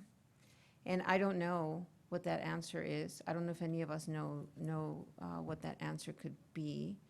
I don't necessarily trust them. I think that there's plenty of reason why our community wouldn't trust them. So I think that at some point, we all just need to put our heads together and really talk about that and just be honest about it, and then figure out how we safeguard our community, but make sure that we figure out how to count them and put some safeguards in place so that we are effective in counting as many folks as we can, making sure that we reassure folks, that we're honest with folks, that we don't send out the wrong message, and that we don't put people at risk, because I don't know what ICE is capable of doing. That's at the forefront of our minds with this project. I mean, I think it's real. It's a real fear in our community. It's a real fear for us. As the census project manager, you know, I take this very seriously. I don't, and when we go out to the community, you know, we get these questions asked, and we don't have the answers, but we tell them you know, why the census is important for them, for their family, for our community, but really, it's a personal decision that individuals need to make, you know, as to whether they're gonna participate in the census. We hope that they do at some level, whether it's, you know, answering just a few questions, but we know it's a real fear, and we wanna be respectful of that as well. So the question I guess I have is so this goes out, and then we see that, you know, Silvia Arenas doesn't fill it out. And then you have census workers that see a certain address doesn't get filled out. And then they go out, and I don't know how your coordination takes place, right? You know the logistics. But then they go to her house, and someone knocks on her door, I imagine, right? She's undocumented. And that's my concern, so that's the concern I have. So Sylvia comes to the door or doesn't come to the door, because we've been telling our undocumented community, you know, be careful. We've handed out these cards. Those are more the concerns. Not so much, of course, the concern of filling out the cards are gonna be concerns to them personally, and that's their personal choice. My concern is really when you go knock on the door, and what they're experiencing on the other side of the door. That's my concern. And Yes. how we prepare our community to handle that. So that's my, that's what I'm concerned about. And that's why we It's very are, different. working with trusted, community-based organizations, and there, you will see a lot of that activity, including address canvassing, leading up to May, to get people to self-respond, whether it's online, it's either by phone or on paper, so that they don't get, knocked on by U.S. Census workers. And that's where we're putting heavy emphasis on the campaign, that we want people to complete the census on their own. If they need assistance, we can provide them with assistance so that they can avoid the knock. Okay. And one of the other things too is with social media too. I know back in October, I believe it was on the east side near Target, their ICE had vehicles there. So there was a lot of chatter through social media, right? So I think the training that the CBOs will get, that we will get, that our partners will get, will be helpful in terms of when that chatter begins to rise, whether it's valid or it's just a false alarm, and how best to kind of get the word out and still make sure that people understand who's knocking on your door and why they're knocking on your door. Yeah. It doesn't eliminate that problem by any means, but it's like working through trusted intermediaries, through yourselves, and through social media and other ways that people communicate are the ways that we're trying to address that issue. Yeah. And I want to reassure you that this is a conversation we've been having for about a year and a half in our immigrant subcommittee for the countywide census group. Yeah. Focused primarily on the issues of the immigrant and refugee community and everything that comes with that. And Yeah. so there are several strategies, and we really rely on trusted messengers in the community, particularly faith-based and community-based organizations, to be partnering with us before April 1st and after. Because we understand the conflicting messages are getting very confusing, conflicting information. And so the more that we can support on the ground our residents in, Right. citywide, through the face-to-face interactions and encourage online submission, I think the better off that will be. But it's in the forefront of our immigrant subcommittee. Right. So I'll take the conversation offline because I just want to have further conversations about how we smack in the middle of the east side. And I know that it's not just exclusive to the east side by any means. It's the greatest concentration, I think, but it's not going to be exclusive too.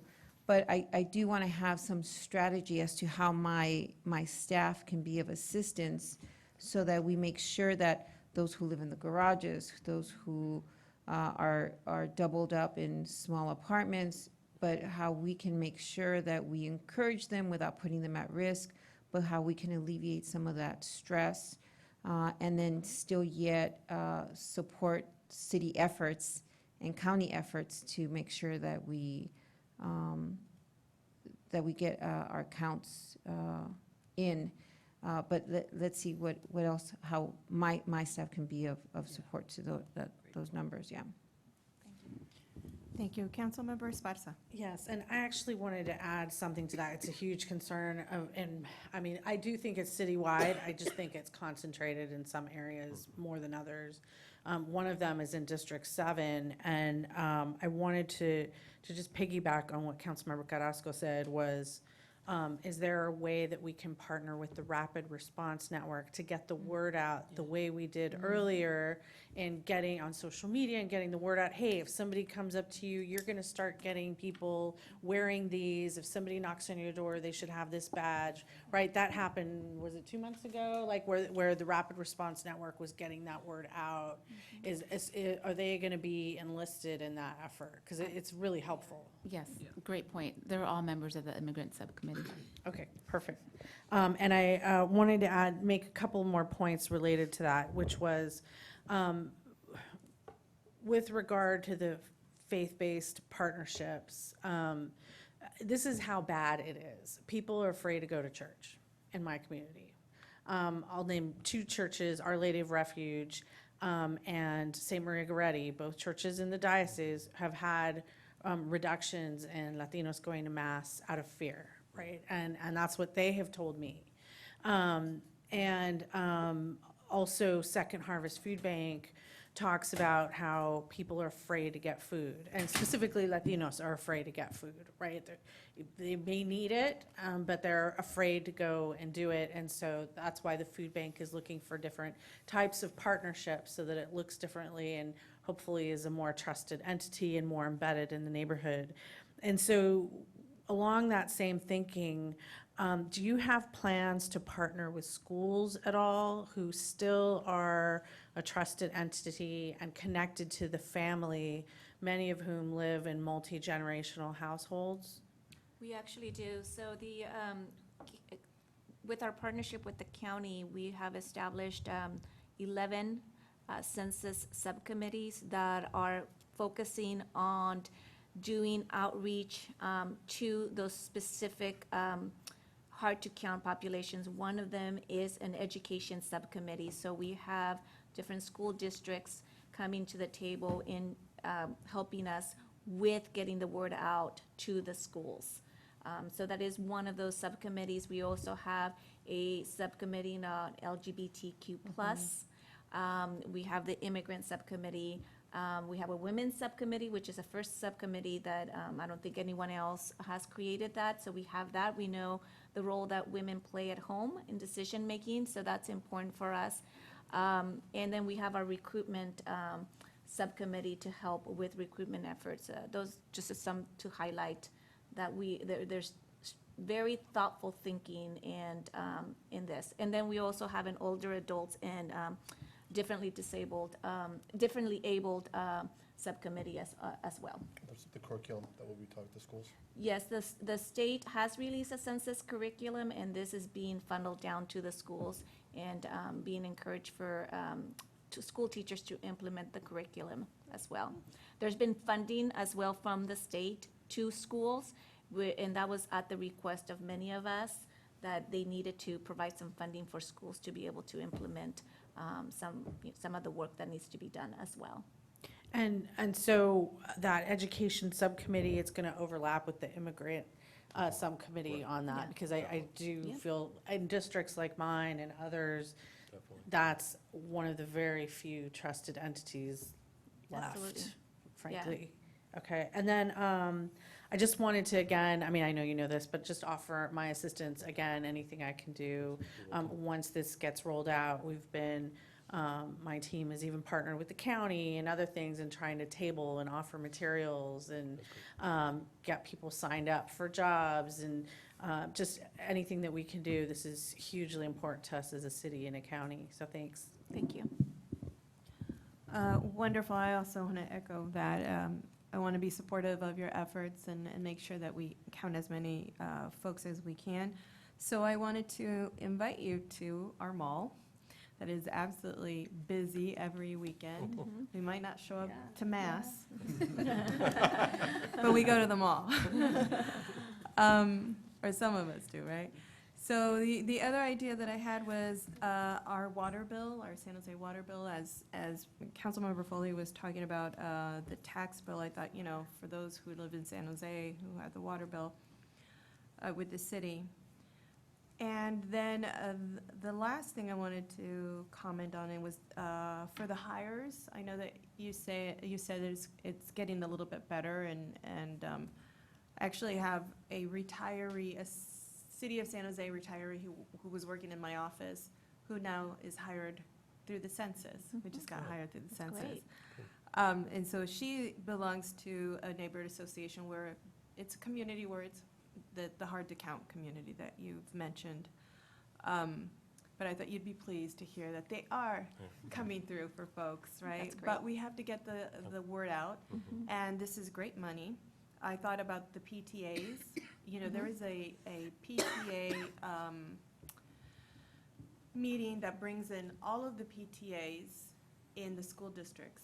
And you would just have to go to one PTA meeting who brings in the rest of the PTAs throughout the district and have some announcements through there. And just to make the best use of time. We also have access to those folks, and my office we would love to connect with you around that. So I was thinking for messaging and also for hiring. These are folks who are very entrenched in community, and if they could make some money on the side in terms of making sure that people fill this census application out or form out, then I think these kinds of folks would be best suited. They're already trusted, and they have relationships in our community. So I think we need to think about some of those informal programs. I also was thinking, and well, actually, I was going to request, how do we get that kiosk at one of our churches, Most Holy Trinity, yes. See how we don't go to church? And, you know, we have these huge churches in my district, just because it's a huge district, but we have the Mormon Church, we have St. Francis, we have the Islamic Center, we have the Sikh Temple. These are huge. Right. Yeah. It's a huge reach of people, and not within San Jose, even outside of San Jose. So I'd love to request that kiosk. I think that sounds fabulous. Whenever you get that going, I would love to have it. And I think you said kickoff parties. You had me on party. So please include me. We'd love to have those, and include our neighborhood associations that we have active in my district, to make sure that they are also doing their part, and doing this in a very happy and festive way. Yes. So I will be connecting with your staff on that, so we can start, because we are in the process of finalizing the mobile census stations, and so, yes, if you have places that you want us to come in and bring the census to, please, Yes. we're That's happy, exactly. yeah, this is important, we're happy to come. And I'm sure you've already thought about all the family resource centers from First Five. First Five is part of the education subcommittee, one of the big partners there. And the Perfect. flea- Oh, of course, the flea market is what Councilmember Suarez is saying. Yes, absolutely. You'll find us all there. All right, do I have a motion? Move to approve? Second. Okay, all those in favor? Aye. Those opposed? Okay, so that moves forward. Thank you so much Thank for all you. the work that you're doing. And we have our last item, which is scholarships and fee activity. Come on up.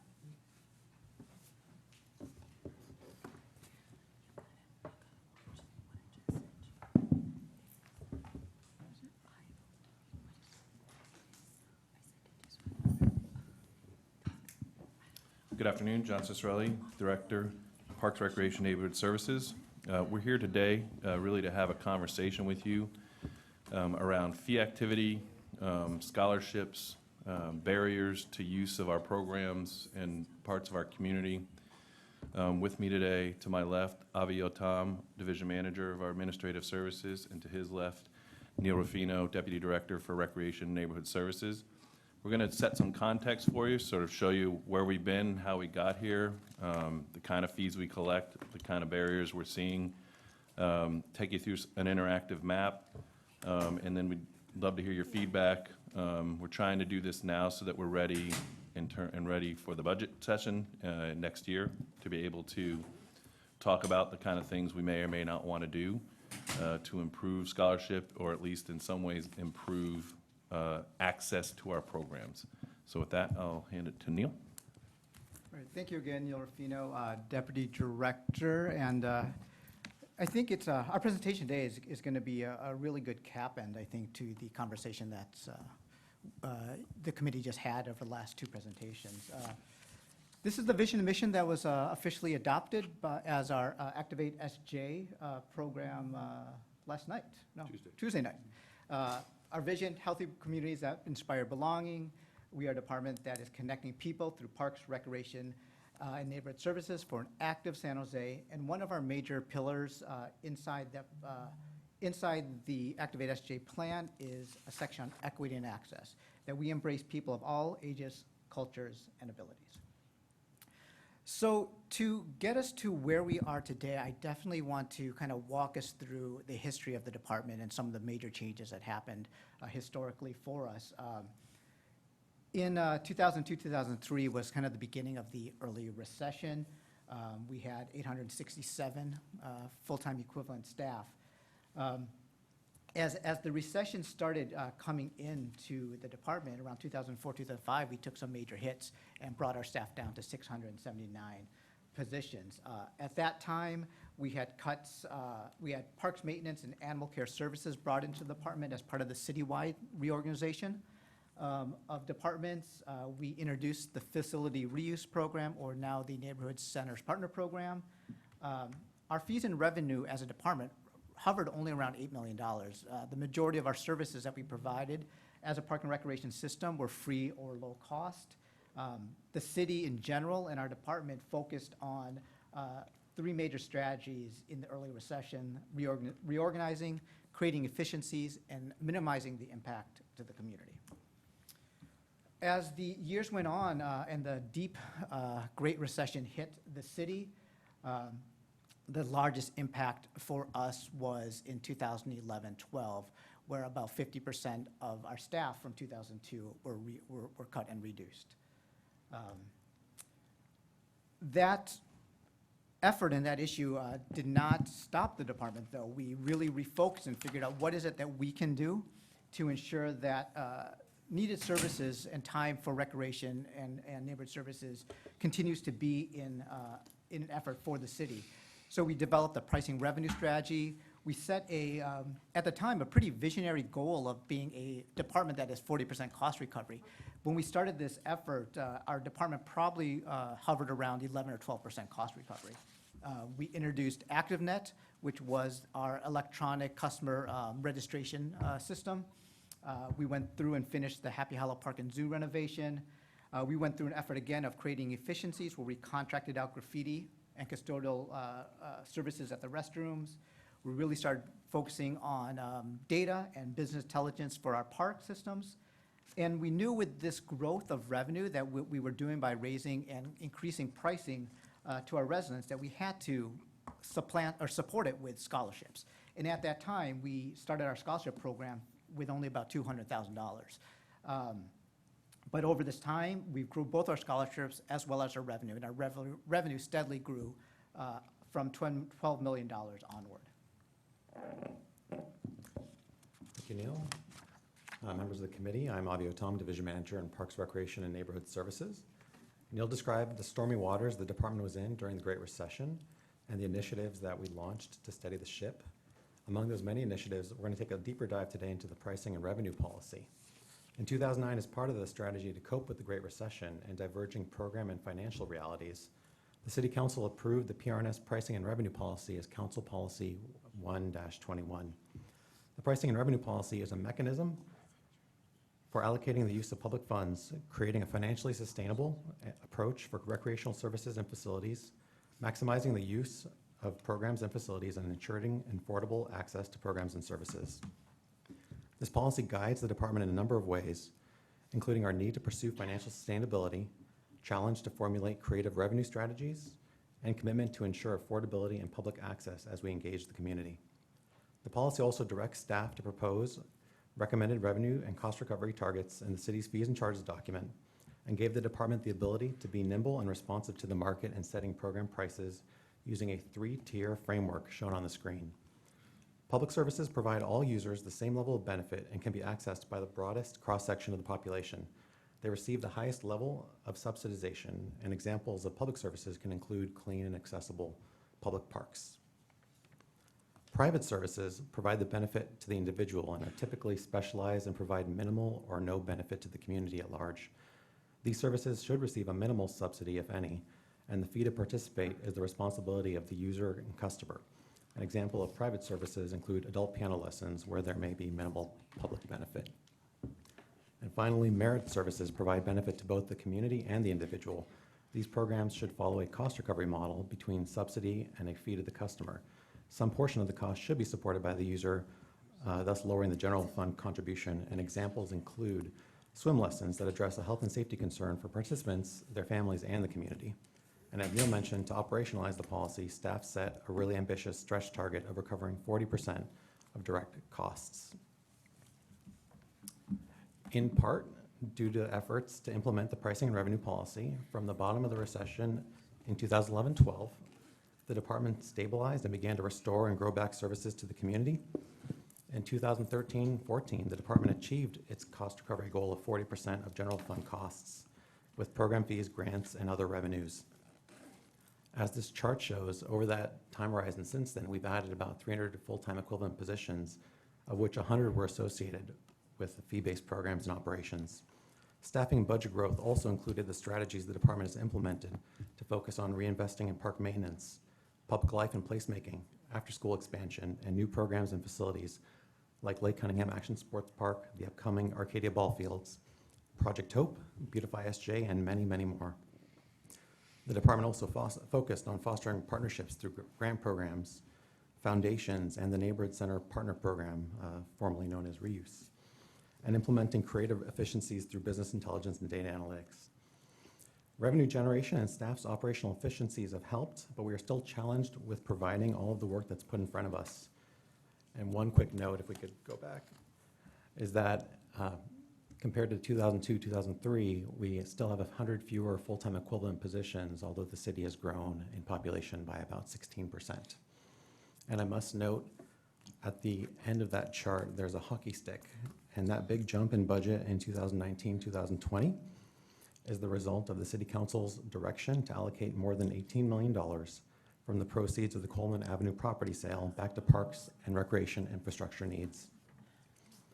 That decision will allow for much-needed reinvestments, but is only one-time in nature, meaning the funds will not be ongoing. This one-time, at-a-time approach has been consistent in the rebuild of the department budget and is a challenge to stable operations. On the screen, we summarize a couple of the efforts that I've been talking about. So to evaluate the pricing and revenue policy, we got to look at its successes and some of the challenges we face. This chart paints the picture of how the department transformed into a cost recovery department. The department heard the call for financial sustainability and dramatically ramped up fee-based programming, generating more than $20 million a year of program revenues over the last 4 years. Over the decade plus shown on this chart, the department generated $200 million in program revenue. And I'll say that again, $200 million of program revenue. That not only covered the expense of delivering programs and classes, but also covered costs for some staff coordinating programs and administering and supporting them here in City Hall. That means that these revenues helped the department and city stave off other potential budget cuts and also continued some services, such as after-school programming under different program models. And that brings us to today, where we take a look, celebrate, and appreciate the success in sustaining the financial viability of the department, but also look to new program paradigms and models in the future. Thanks, Avi. So in that conversation, we're going to be talking a little bit about equity. We have a study session that we're talking about it tomorrow. Put up the slide here since a lot of us have been working on the issues of equity and providing services to the community for many years. So that's Sulma on the left. That's me on the middle. That's an awesome picture. Who's on the next to Sulma? My God. That's Fred Gomez and Ernie Tabasa. They are, I think, Ernie Tabasa graduated from Andrew Hill High School, and Fred graduated from Silver Creek. You haven't changed one. That's the other reason why I put that picture up there. So jealous. I believe I'm wearing a Project Crackdown shirt. Yeah, you are. That is way back. So yes, that's a picture from back in the day. That's at Frank McKinley School District office, the Pink Palace back then. But the picture does represent that the city and Park and Rec specifically has been working on issues for high-need communities, since really the inception of a Park and Rec system. We've been part of the GARE initiative for the past 2 years as a department. We are really looking to understand and recognize historical inequities that government has put forward. We understand that equal is not necessarily equitable. We are working toward educating and communicating and normalizing a conversation so that we can talk about needs and we can talk about differences in communities in a very professional way. As I stated earlier, we have embedded it into our department strategic plan, the Activate San Jose, and one of our areas that we're going to do a deeper dive into today was how does equity affect our scholarships and some of our programs. So I am going to take a little time here to click onto this active map here. Is it active in Granicus? Oh, it is active in Granicus. It is, let me see. It works in Sorry. Granicus too. Oh, it did, it came on, popped on. Push the button. Yeah. All right, so I have to log Oh, in. wait, no, you need a GIS. We need a GIS login, so Yeah, I got it. we can't play it. PRN. You can't. Underscore. Yeah, this is his password. What's Neil's password? Whose password? Neil. Interns. Well, I mean, I clicked on it, and I'm like, drats, I don't have a GIS. Yeah. Oh, we have, Rightly don't give those to council members. We don't want us in GIS. oh, so you fooled me. All right, so this should work. So this is a dashboard that we've been working on as a department to start helping us understand kind of the data and the impact of the community. Is Rob Lloyd still here? So our network is slow. All right, so here is the city. All right, there we go. And so we have a series of layers that we have loaded onto here, but I'm going to start pulling a few of those out. And so what we have is our community hub centers, and I am going to put on as a beginning medium household income. Right. So I think we're pretty familiar with how this looks at us as a city. The dark colors right now in red represents communities with a low medium income, and getting to the green colors is our communities that have a higher median income. And then you can see kind of where we are across our department with the community centers. So I'll be flashing back and forth between the, and I'll be flashing back and forth between the presentation and the map. So. Yeah, we're getting in really, Neil. We're getting in really. Hold on a second. Yeah, We're looking at our colors. Hold on, let me take it in. yeah, it's pretty. So. Neil, can you add a layer of crowding, overcrowding on the GIS? I don't think we have that layer. Housing has to do that? Okay. Yeah, it depends on what layer we've loaded into here. Okay. And so these right now have been based on some health statistics, No, that's more economic. park and rec statistics. But Okay. I do have a number one we'll show you with the scholarships, and we'll show you some other things like around preschool registration. Neil, Okay, could would you- you also add a council district to that? I thought I Oh, saw that Yes, we do on have that council list. districts up front. Can you add the council member's house?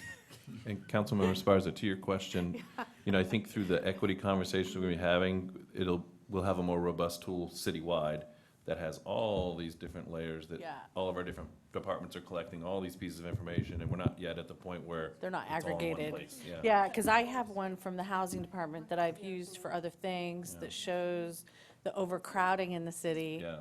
Guess the overlap is very similar, don't right? doubt For it, the yeah. same, because they're economic reasons. Yep. But I think that directly impacts parks and recreation, Yes. right? Oh, sure. And so that definitely is part of what we want to look at, and why a citywide tool is going to be so important, because as you can see, the vast majority of some of the social challenges that we talk about, the maps, if we use the same kind of color scheme, are going to look very similar. So we'll go through a few things on this, but I do want to kind of walk through the reasons and how we are seeing this. Can you send that to us? So go to No, it's the GIS. slideshow from current It's, slide. no, it works if we click on it, but we can't get into it because we don't have GIS password. Yeah, it's not public yet for this one. That's why we were paying attention to Neil's password. But one way for us to look at is a comparison of of two community centers. So we want to compare Almaden Community Center and Seven Trees Community Center. Both of those have a very similar square footage, right? They're 40,000 square feet, 38,000 square feet. They are shared with a library. They have, both have gymnasiums, they have dance rooms, they have classrooms, multipurpose rooms. They have roughly the same number of full-time equivalent staff that we provide.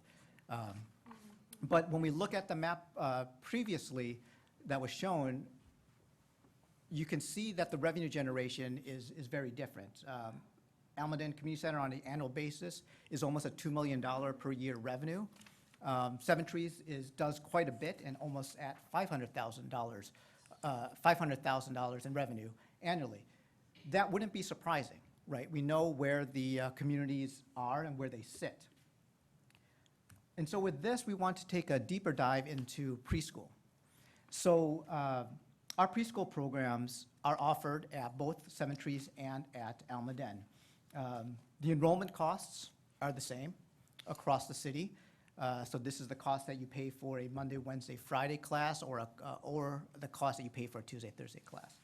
Again, not surprisingly, the percentage of scholarship participants is, meets what we would see that when we look at the map. 2.7% of the families need scholarships at Almaden, right? As we said earlier, in other presentations, there's needs everywhere in the city, right? There's pockets of poverty and need everywhere.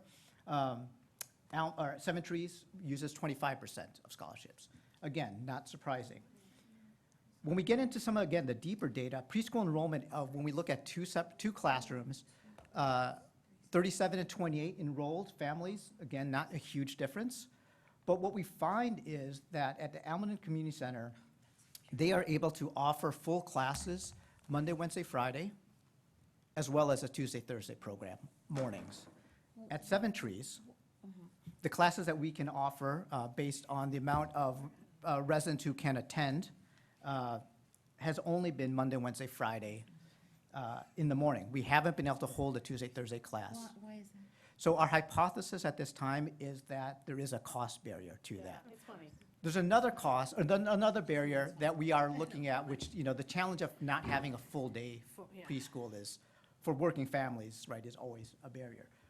And then you can see that Almaden Community Center has a waiting list of, 29 families, and Seven Trees does not. So I'm going to jump back to the map, and I want to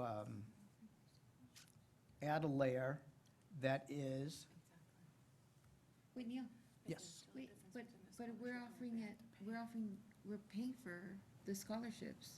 So why are we not offering why are we not doing the 5-day? They're offered, the kids and the families could use it on Tuesday, Thursdays with scholarships, but Monday, Wednesday, Friday traditionally has been the most utilized across any of our systems. That's mostly because it's 3 days a week versus 2. Scholarships are available for them. The families are not choosing to come. They are probably have, our hypothesis is that there's a cost barrier to that, and they're making their way through family members, other things on how they are taking care of their youngest kids at home. But couldn't they go Monday through Friday? For our system, we are a license exempt recreational preschool, so we are limited by the offering of hours for youngest children per day and per year. So we cannot offer a full 5-day-a-week program. You have to either enroll in a Monday, Wednesday, Friday, or a Tuesday, Thursday program. And that's because we're a license exempt program. For preschool, just For so you know, preschool. it's not the same for after school, like the rock programs, you can do those 5 days a week, but preschool, because the children are so young and there's educational components, there's a restriction when we're not licensed, like a kinder care or something like that. But what we could do is develop a partnership with First Five or, an FRC, and then it could be used Correct. 5 days a So week. I think Neil still has Yeah, quite a we'll bit get- to go we'll let through. you get to your point. I You're- told you we were getting in you're- early. yes. So, no, so it's. We're no, that's- super this passionate is about fine. this, Neil. No, because we want to have this presentation more of a conversation, Okay. right? And so going back, kind of just to reference the slides again, we saw the difference in terms of the enrollment between the two centers, right? So I'm going to click on the education preschool enrollment, right? This is the number of people who state they already have children enrolled in preschool. So here is You have to Seven take the Trees. median off, or is it? I think I want to leave it on Okay. for now. So here we have Seven Trees right here, and here we see Almaden. So I'm going to click off the preschool enrollment here. So you see the colors. Can I take the council districts off? Because it's just a little blurry on that one. Okay, so we have, the colors, high need, lower income here, right? And here you have higher income, right, in the community. We click on the preschool enrollment, the color scheme doesn't really change, right? You see that it's very similar. So if we click on this one here, 80% of the children in that area of Almaden are already enrolled in some type of preschool, right?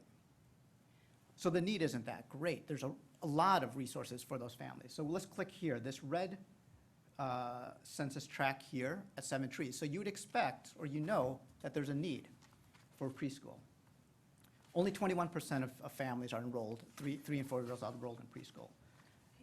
So our question for us as a department, is saying, we know there's a great need here, and the same question that you're asking us, Councilmember Carrasco, is how come they are not showing up to our centers? Where our center preschool costs are actually relatively less than a private preschool.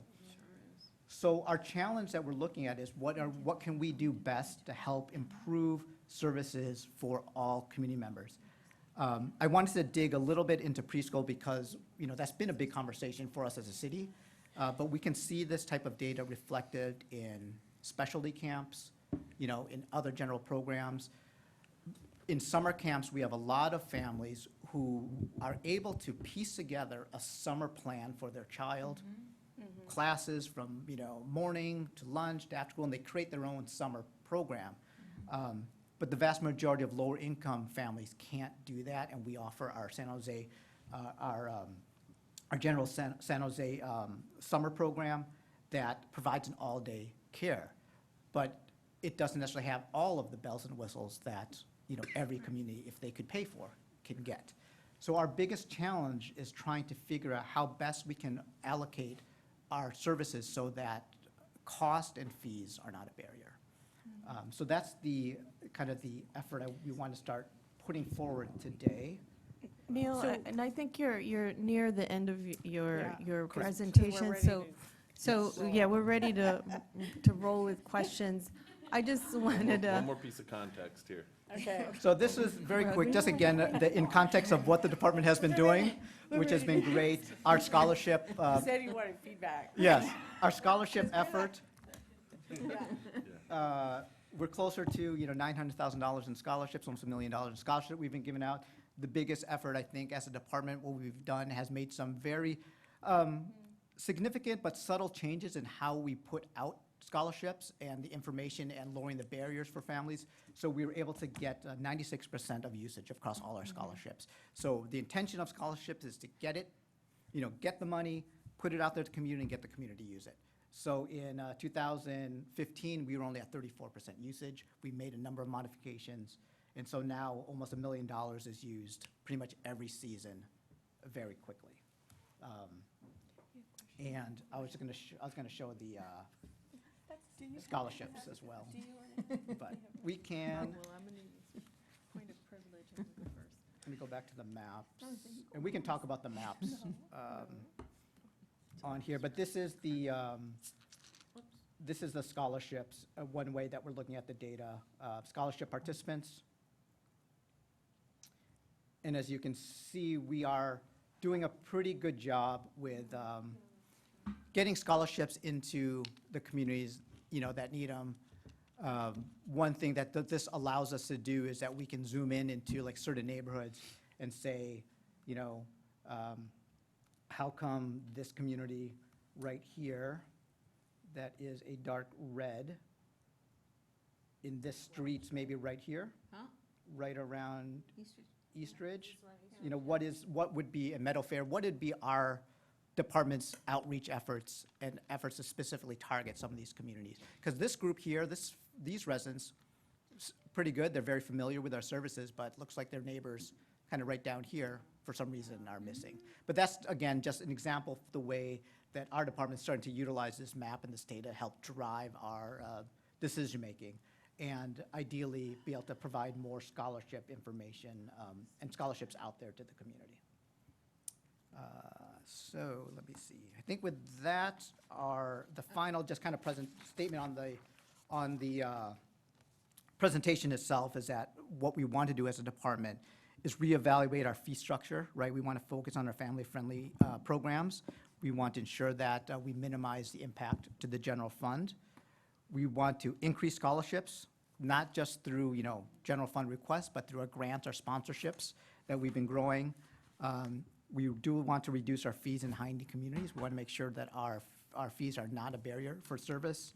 And we want to increase our communication and outreach efforts so that as we continue to grow scholarships, families who need them will be able to receive them. So as one of kind of the broader visionary statements is we want to get to a point where we could say any family child who comes into our centers for services will not be turned away. Wonderful, thank you so much. And I'm going to personally request that overlay with the preschool, just for my district, Yeah. so I can better understand the usage, and I don't know if I was actually gonna request that we all, like every council member, kind of get a packet, especially for the council members that represent the red zones, to understand this issue more, to get the data.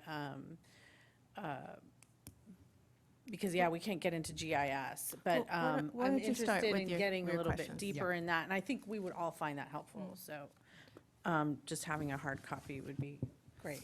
Councilmember Brewer, do you want to Okay. ask your questions? All right, sure, Can I- I'll go. One quick clarification. Okay. What data overlay you want? The scholarship one or the income? or So both, or- actually, a few of the overlays that Neil just used, Yeah. if you could print them out so that we can see them, I think that would be really helpful. So you started off with the economic household income, Right. and then you used the scholarship, and then on any items where you see sort of big disparities or discrepancies, like, for example, you use the preschool, but I'm sure there might be others, particularly in other community centers throughout the city, that would be helpful.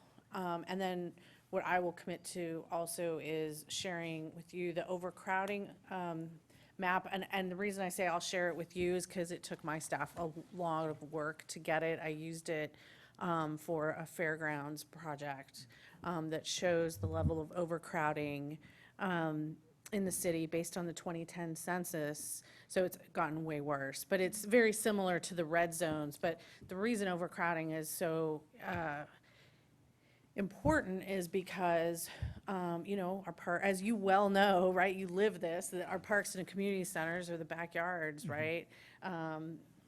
For our residents living in those neighborhoods. But yeah, that would be helpful. So I wanted to talk about a couple of things. So one, what I heard you say in the preschool example is, how can we look at utilization? Is that correct? Yes. And so, in that particular example, I would also recommend, maybe there are ways, I don't know, if there was a Project Hope in Seven Trees, maybe there was a way for us to kind of look at the collective community resources and see if there was a shuffle, because this community center is huge in this community, right? People do use it.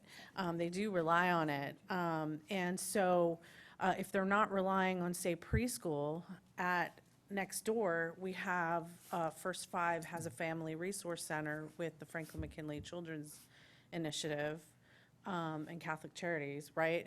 So there are 2 classrooms there that are full. And so 5 days a week.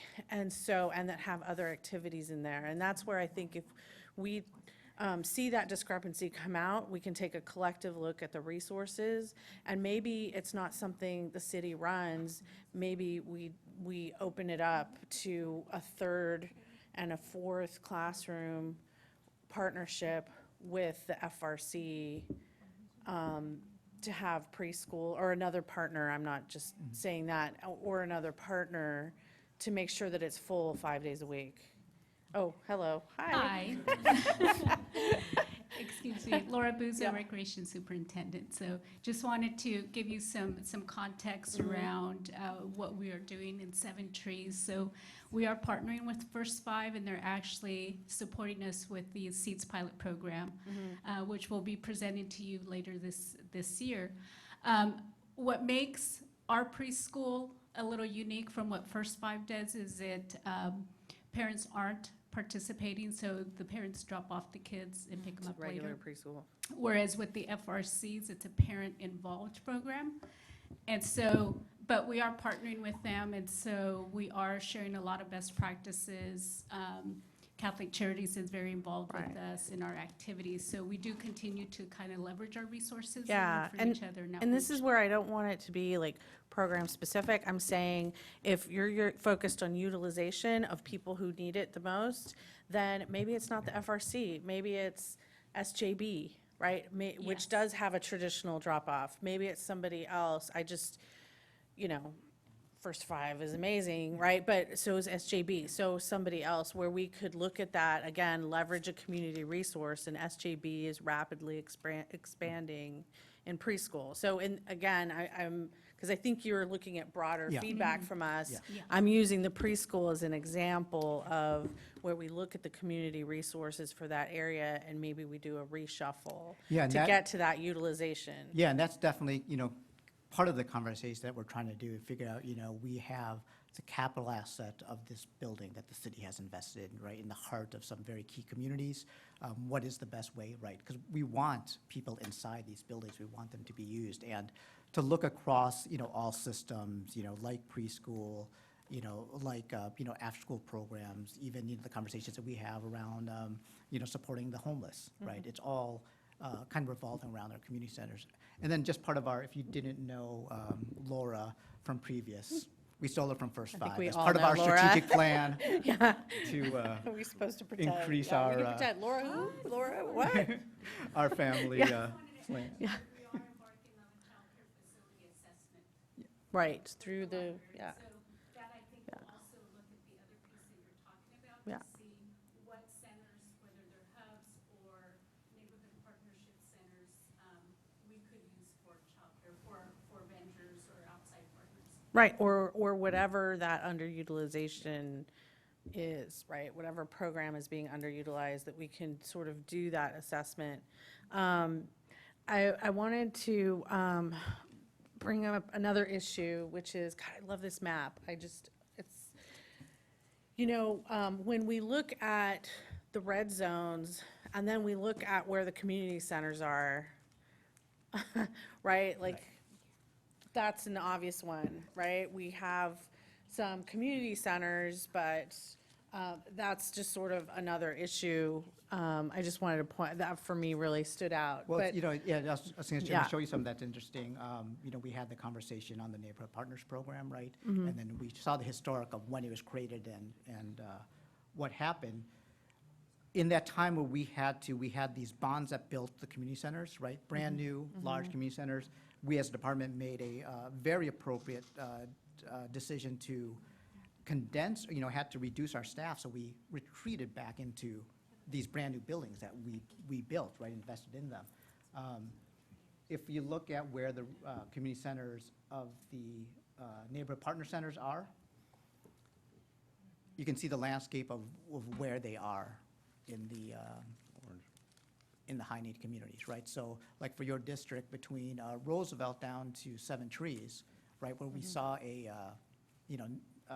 when you see nothing there previously, right? That's the centers that we had to focus our limited resources based on the reductions too.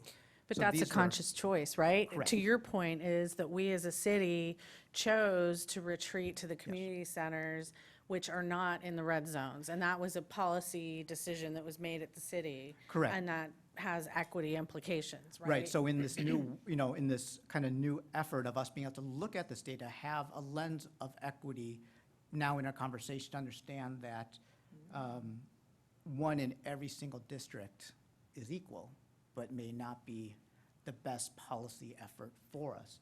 So again, as most of the community members here know, there's going to be neighborhoods that are divided by highways, by gang lines, that even though a community center like Mayfair and Roosevelt are fairly close to each other, Yeah, yeah. they're worlds different. apart, Yeah, right? yeah. Yeah, and also, and this is what I was also getting to in terms of the population density and overcrowding as well, is to make sure that we're serving the populations sort of where they are and where the needs are greatest. And thank you for also bringing the reuse and revisiting sort of reuse. And with that, I wanted to kind of bring up another point, which was your question to us around the scholarships and the usage, right? That the people who need it, where the greatest need is, that they're using it. And I don't have a perfect answer to that, other than I commit to partnering and as much as I can, but I got an interesting lesson this summer, which, thanks to PRNS staff, we were able to open fair, right?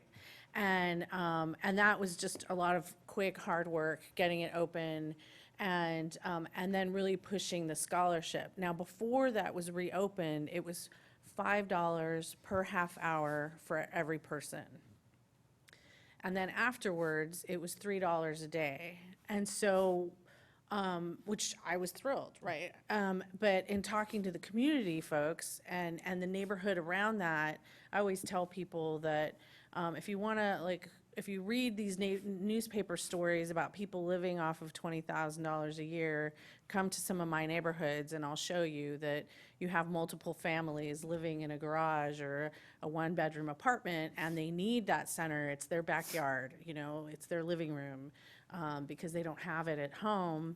And for those families, even $3 for some of them, one, was too much, and two, and I think this is a 2019 problem that hopefully won't be permanent, but a huge reluctance to fill out the scholarship forms. And I think PRNS staff made it pretty easy for people to do it, because they could go to the desk and fill out a form. And then when I would go to Santee and talk to the moms, be like, hey, this is great. And they're like, I don't want to fill out a form and give it to the city. Yeah. Full stop. I mean, and I don't know if you were here earlier during the census when I was talking about, great, in my community I have people afraid to go to church, people afraid to get food when they're hungry, so I'm hoping it's a 2019 problem, and there are other ways that maybe we can work together, where it comes from the council office. I said that I would fund things out of my office, and I'm not sure that that's fair, equitable, but at least it solves a short-term problem. But those are very real issues in our community, and maybe we look at scholarships to partners, and we thought it would be easier to have it be direct. And so maybe kind of look at other ways of doing that to get that utilization. And again, I commit myself to helping as much as I can on that, because these are just incredibly valuable facilities. They're gold. They're just mean everything to the community to have them, and so they should be full. So I'll end with that so I don't hog. And if I can add, one of the things I think we should be considering is the policy about this. We're required to look for, when you want a scholarship, to look at other forms of aid that you might be getting. And that's in the policy, but a policy can be changed. And I think that's a discussion we should consider and look at, well, what does that look like? If that's a barrier, and not wanting to show that, you have some, there's this concern that if you're on any kind of public assistance, it could work against you down the road. Yeah, public charge. Right? Yeah. And so why then they're afraid that we're collecting that information, it can be used against them. Maybe there's a different way to do this that doesn't require that. Thank you. And Yeah, there's a agreed. trade-off there, and we've had this conversation. There's a trade-off there on, well, policing that, what is that getting us? I mean, sure, some people will take advantage of the system, but is the people taking advantage of the system so large that it means alienating a different group, or should we just accept the risk as a city and say there's going to be some level of fraud going on here, but it's low enough and it's not a big enough deal that maybe we just eliminate that and move past that as a city policy? Yeah, I would love to change that. Thank you, John. And on that note, I also, I want to add to that while we're on that point. The school district has a free and reduced lunch application that's very internal to the school district. It doesn't go anywhere else So I think that's another form that we can think We of. accept that. We accept that. You as already a city. accept that? I don't know that I saw that on, maybe when I checked in. I didn't see that, but to your point, Councilmember Esparza, we had soccer classes for the very first time at Welch since it was opened, and no one signed up, even though we had scholarships, right? And the week before, or 2 weeks before that it opened, we had, no, it was 1 week before it opened, we had a soccer clinic from the earthquakes, absolutely full. So the interest was there, the children were there, it's just, it wasn't enough.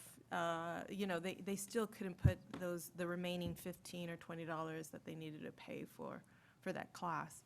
And so, like yourself, you know, we're taking it out of our own district funding. And I think it is about time that we start talking about how to reform this, because the policy decisions of the past are catching up to us now. And the intent, you know, was to make us financially stable. Inadvertently, we created some inequities that are playing out now and have continued to throughout the years that we have to undo. And so it is very much about changing those policies so that that there is some equity, and that we continue to take a look at this when none of us are here and the times are hard, that those that are most vulnerable aren't the ones that first get impacted with cuts in services. But that's, you know, a very long-term conversation, and I think it is about time. But I'm going to hand it over to Councilmember Carrasco.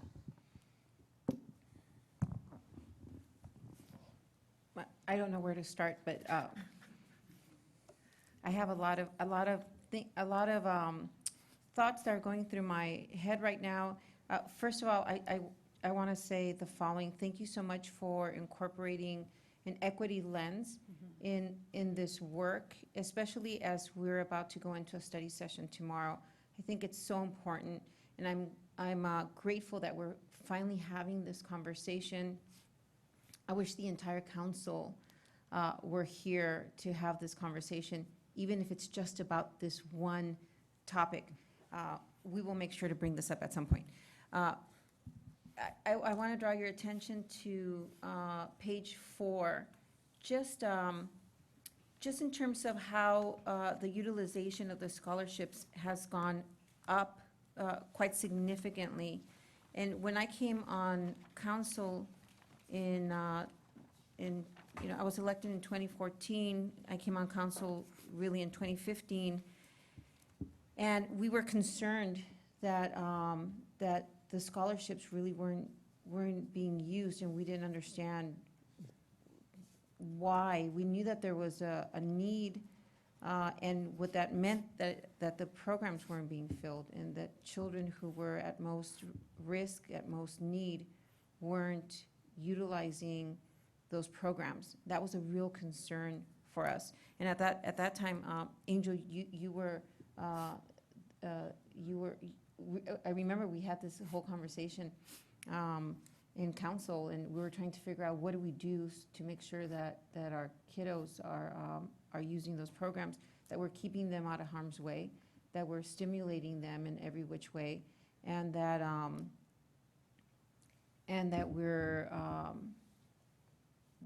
we're doing right by them, especially in areas like Mayfair, Capitol Park. What do we do to make sure that we leave a legacy that we can be proud of, especially when, you know, we're no longer here, but that we know that we did right by these kids. So I'm really happy to see that they're using it. For me, at that time, the biggest concern was summer, because we know that because parents need to work, they go unsupervised. And I had heard a disturbing report that, especially at Mayfair, some of my kiddos were watching through the fences other kiddos from across town using their own pool because they couldn't get in. And so I made it a mission of my budget to make sure that our children would always have something to do. And so Viva Parks has been a priority of ours. But scholarships so that they can use their own pool in their own backyard. And so you sent me a report just today that at Mayfair, 144 unduplicated children have used scholarships for the summer aquatic program, and 280 duplicate users, which means that they've moved on from one lesson to the other for a total of $16,000 worth of scholarships, which is really great news. And this is, my kids have grown up and have been raised at the Y.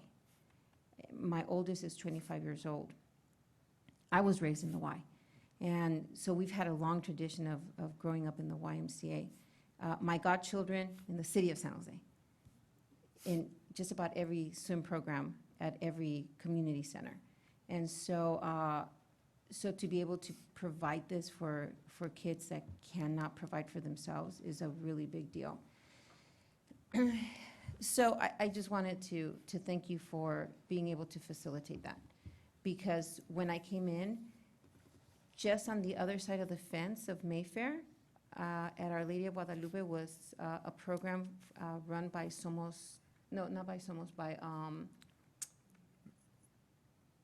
what is it? Maritza's program, Amigos. Guadalupe. Amigos. And they're the ones that came to me because they didn't have access to the Mayfair pool. And they were given one day access to the YMCA where they took a 2-hour bus trip from Our Lady of Guadalupe to Eastridge to East Valley, where they dipped their toes for about 30 minutes, got back on a bus, went back to Eastridge, and took a bus back to Our Lady of Guadalupe. When they could have just gone, walked right over to the back of the church. But for whatever reason, it was just not facilitated. And we have the power to remove those barriers. And it just wasn't done at that time. And so if you recall this conversation. Yeah, although the rest of the story is that the next year, we actually put it into their grant, and so then they had access, kind of paid Yeah. entrance. So again, thanks to your support, and then also the department pivoting to addressing that. Yeah. And that's, and that's the power that we have, is to make sure that, that something so simple can be done. And so,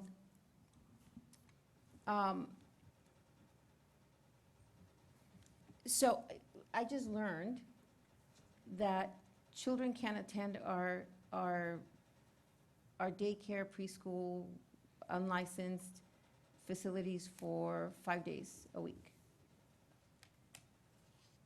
And you just explained to me that this is a legislative issue. So we have a lot of friends at the state that we're going to have to go and have a conversation with.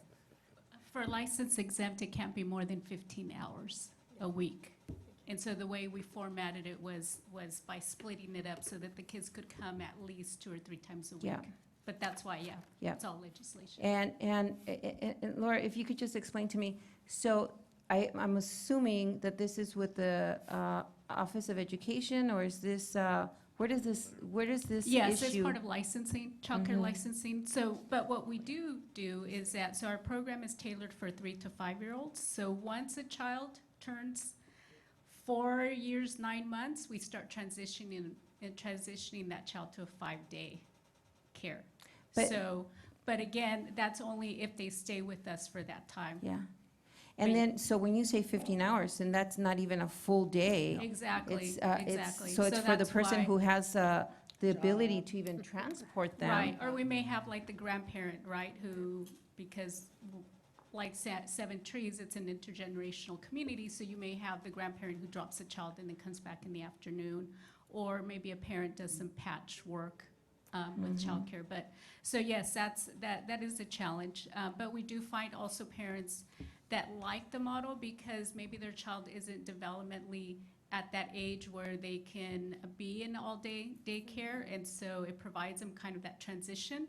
Yeah. So, we do have a program, I think, that serves different needs, but of course, there is that other gap for families that do need 5-day, 40-hour care, especially if they're working. Yeah, yeah. I just, it's been such a long time since I had little ones. And I always used to say that my mother was my other husband because she provided so much support for me and allowed me to work. But for those individuals, and we know that our communities are filled with single mothers who don't have another support system, how do they go back to work? How do they provide for their families? And we want women to be able to provide and to be productive citizens.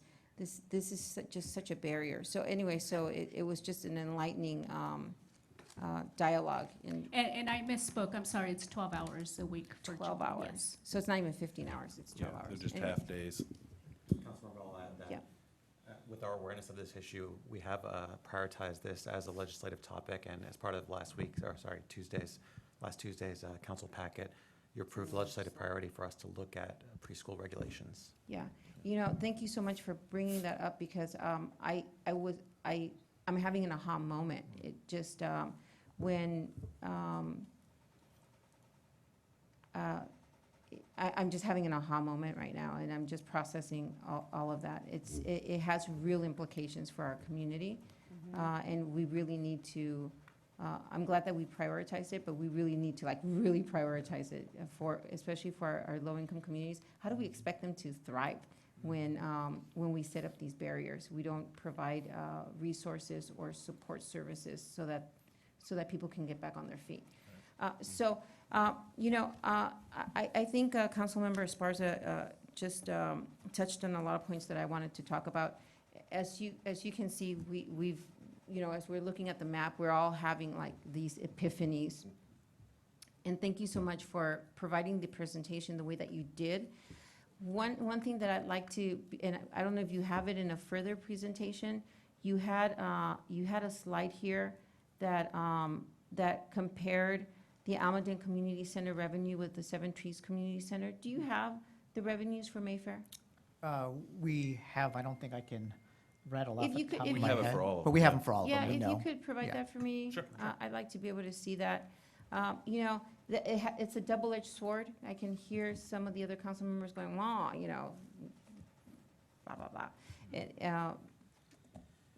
Fill in the blank. But I think it's good to be able to see what that looks like. I think it says a couple of things. I think it says that's where the need is, and also how fortunate where you see that huge revenue coming in.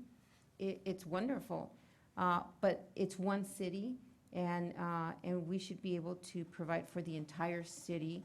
And where there's great fortune, that's awesome. But now let's spread the wealth and make sure that the whole city is healthy and doing well. And let's see how we can level the playing field. The other thing that this brings up for me is, Angel and I bring this up all the time, what are we gonna do about Moxa, right? That's another conversation. When we look at the assets and when we look at how we're going to continue to support our communities, we still have to have that conversation. How are we going to do an inventory of the assets that we have? I consider Moxa still our asset, even though somebody else holds the keys, right? Yeah.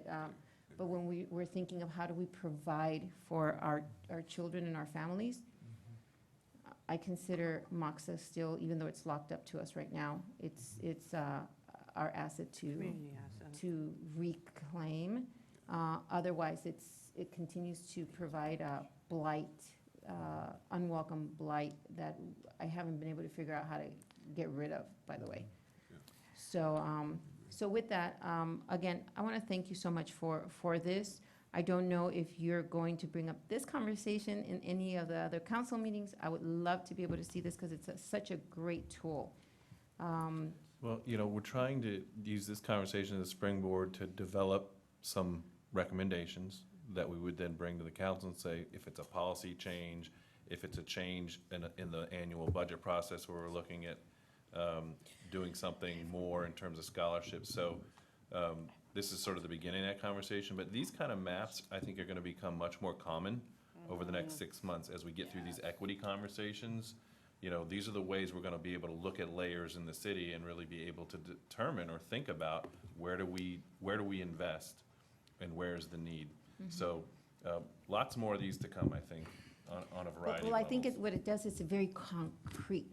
It's very concrete, Yeah. right? So Great. other things tend to be a little bit more abstract, so they're difficult to wrap your brain around it. This is so concrete. You see the need. There are programs that children are involved in. You see who's utilizing it, who can benefit from it, where the scarcity is. And so it's very visual, and so I appreciate that. Thank you.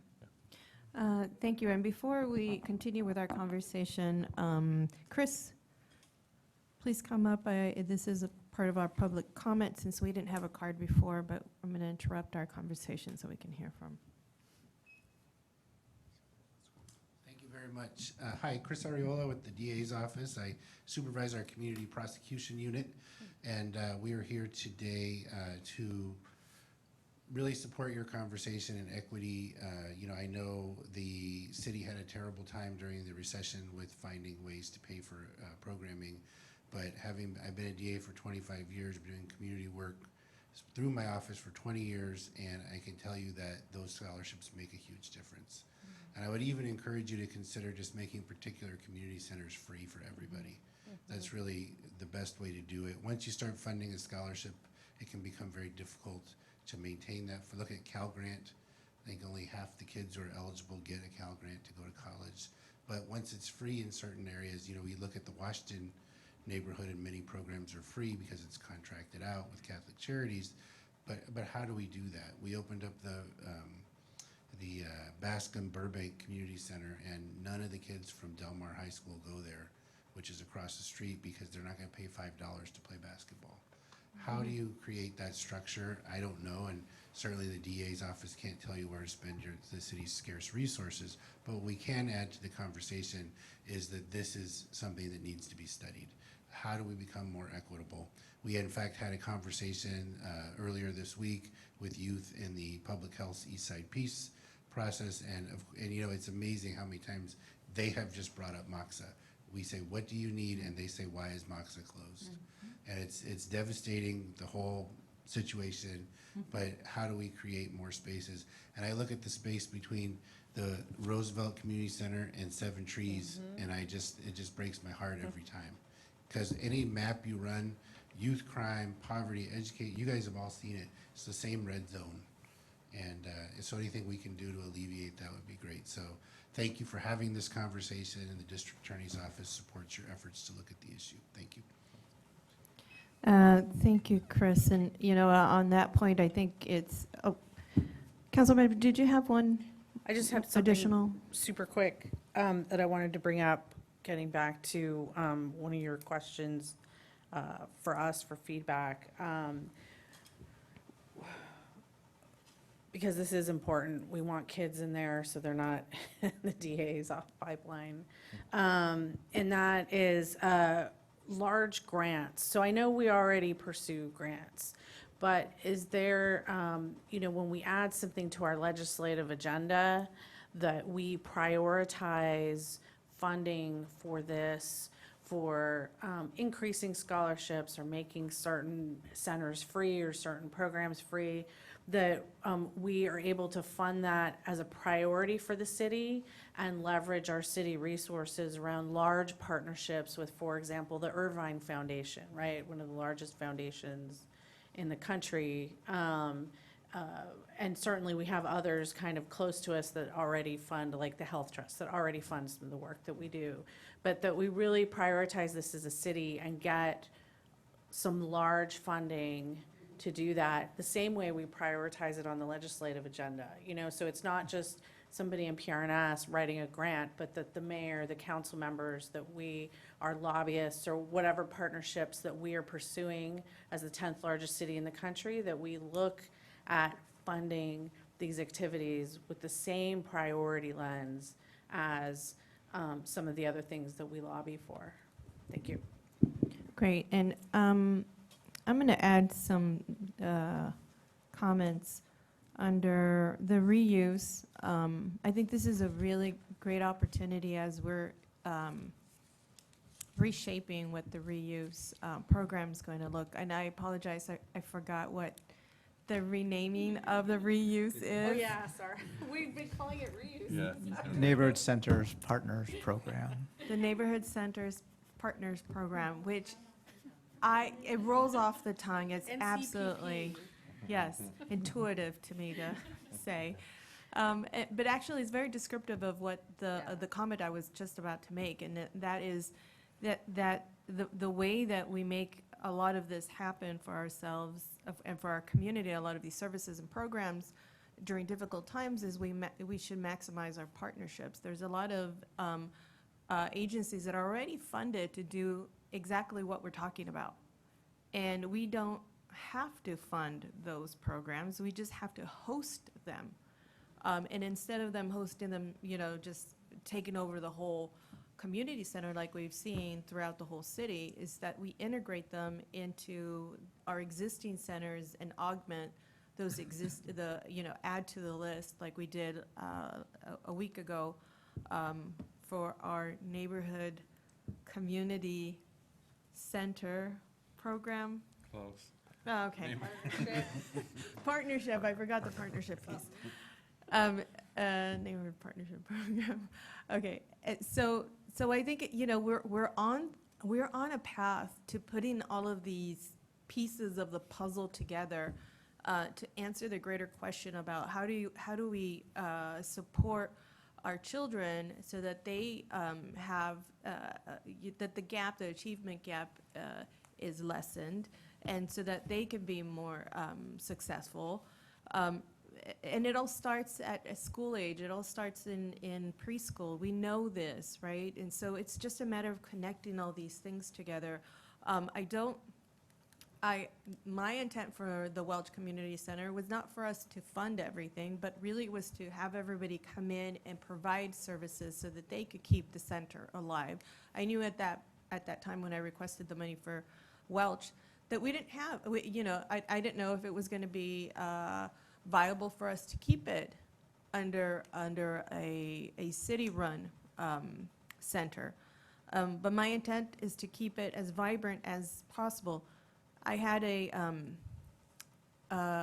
this woman come up to us when we were doing the cleanup over by Overfelt, and not a lot of people come up to you and say thanks, right? Because usually they want to say fix this or fix that. But she took her time to get out of her car, and she came to us and said, you know, thank you. I want to thank you for reopening that Welch Community Center, because I can finally let my grandkids go to the park. I feel like it's safer. And she said, you know, my kids grew up going to the community center, and then all of a sudden everything stopped, and it's a place where I wouldn't allow my kids to go after a while. And she said, and we finally my grandkids, because she takes care of her grandkids at certain days, she said they can finally take advantage of what's right in front of them. She lives right in front of the park.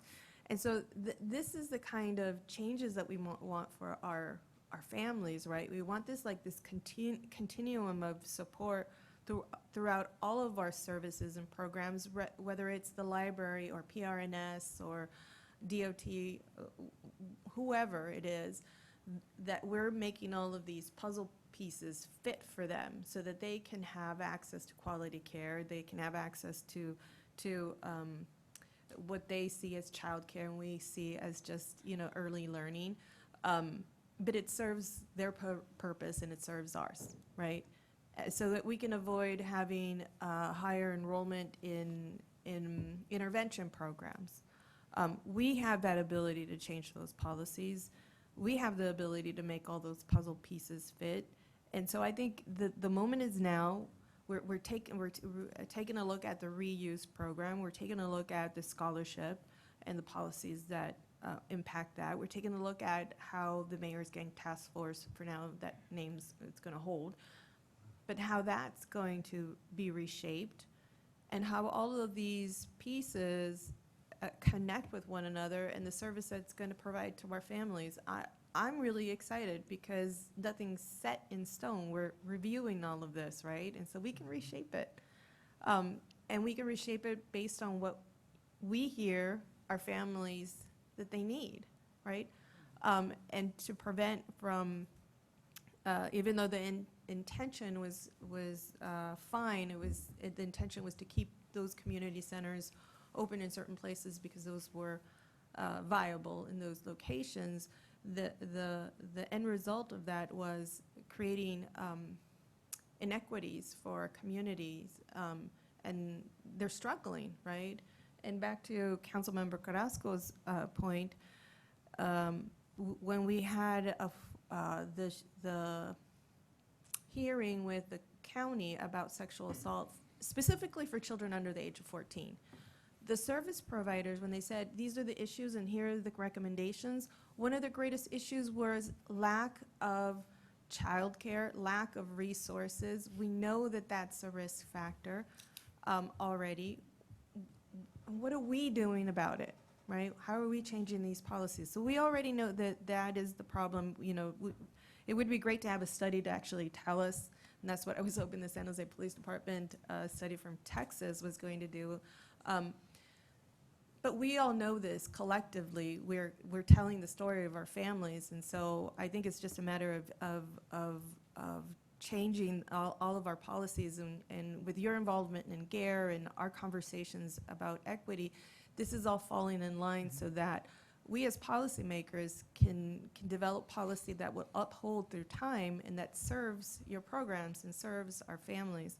And so even though I know there's a lot of bleakness here in the red zones, I'm really excited about this phase of programming for the city of San Jose, because we're talking about children and families, and we're talking about education, which is normally something that we don't talk about. It's not something we do, but it is, right? Anyways, I just thank you for the work that you're doing. Thank you for being so thoughtful in looking at the scholarships and the fee activity and bringing this all together, because I know there's a lot of work in just putting this picture together for us, right? And you saw how revved up we got in terms of seeing how what the data tells us. We know what the data tells us, and then we know the stories of the families who are coming to us, and we know their struggles. And so I think it's a matter of putting all that together and having that conversation and bringing in our partners, because it's not up to us to solve all of this. It's up to us to just to coordinate it, like a continuum of care, if you will, right? Like that network that we built in for First 5. There's a whole network for children under the age of 5, and that kind of network and continuum of care is missing for school-age children and for high school, for that matter. There isn't a gatekeeper, if you will, of what the issues that impact those school-age children. Well, there's target groups and what's the best and most effective strategy. Anyways, in absence of that, I think that we are doing a great job in terms of going in the right direction. Thank you for your thoughtfulness in the data. I look forward to our next step and our legislative lobbying next year. I think we got some partners to come on board to help us with that. So anyways, thank you so much. And with that, do I have a motion? Second. Awesome. All in favor? Those opposed? Okay, so that moves forward. Thank you so much. And since there is no one here for public comment, or at least I haven't received any cards, This meeting is adjourned. Thank you, and happy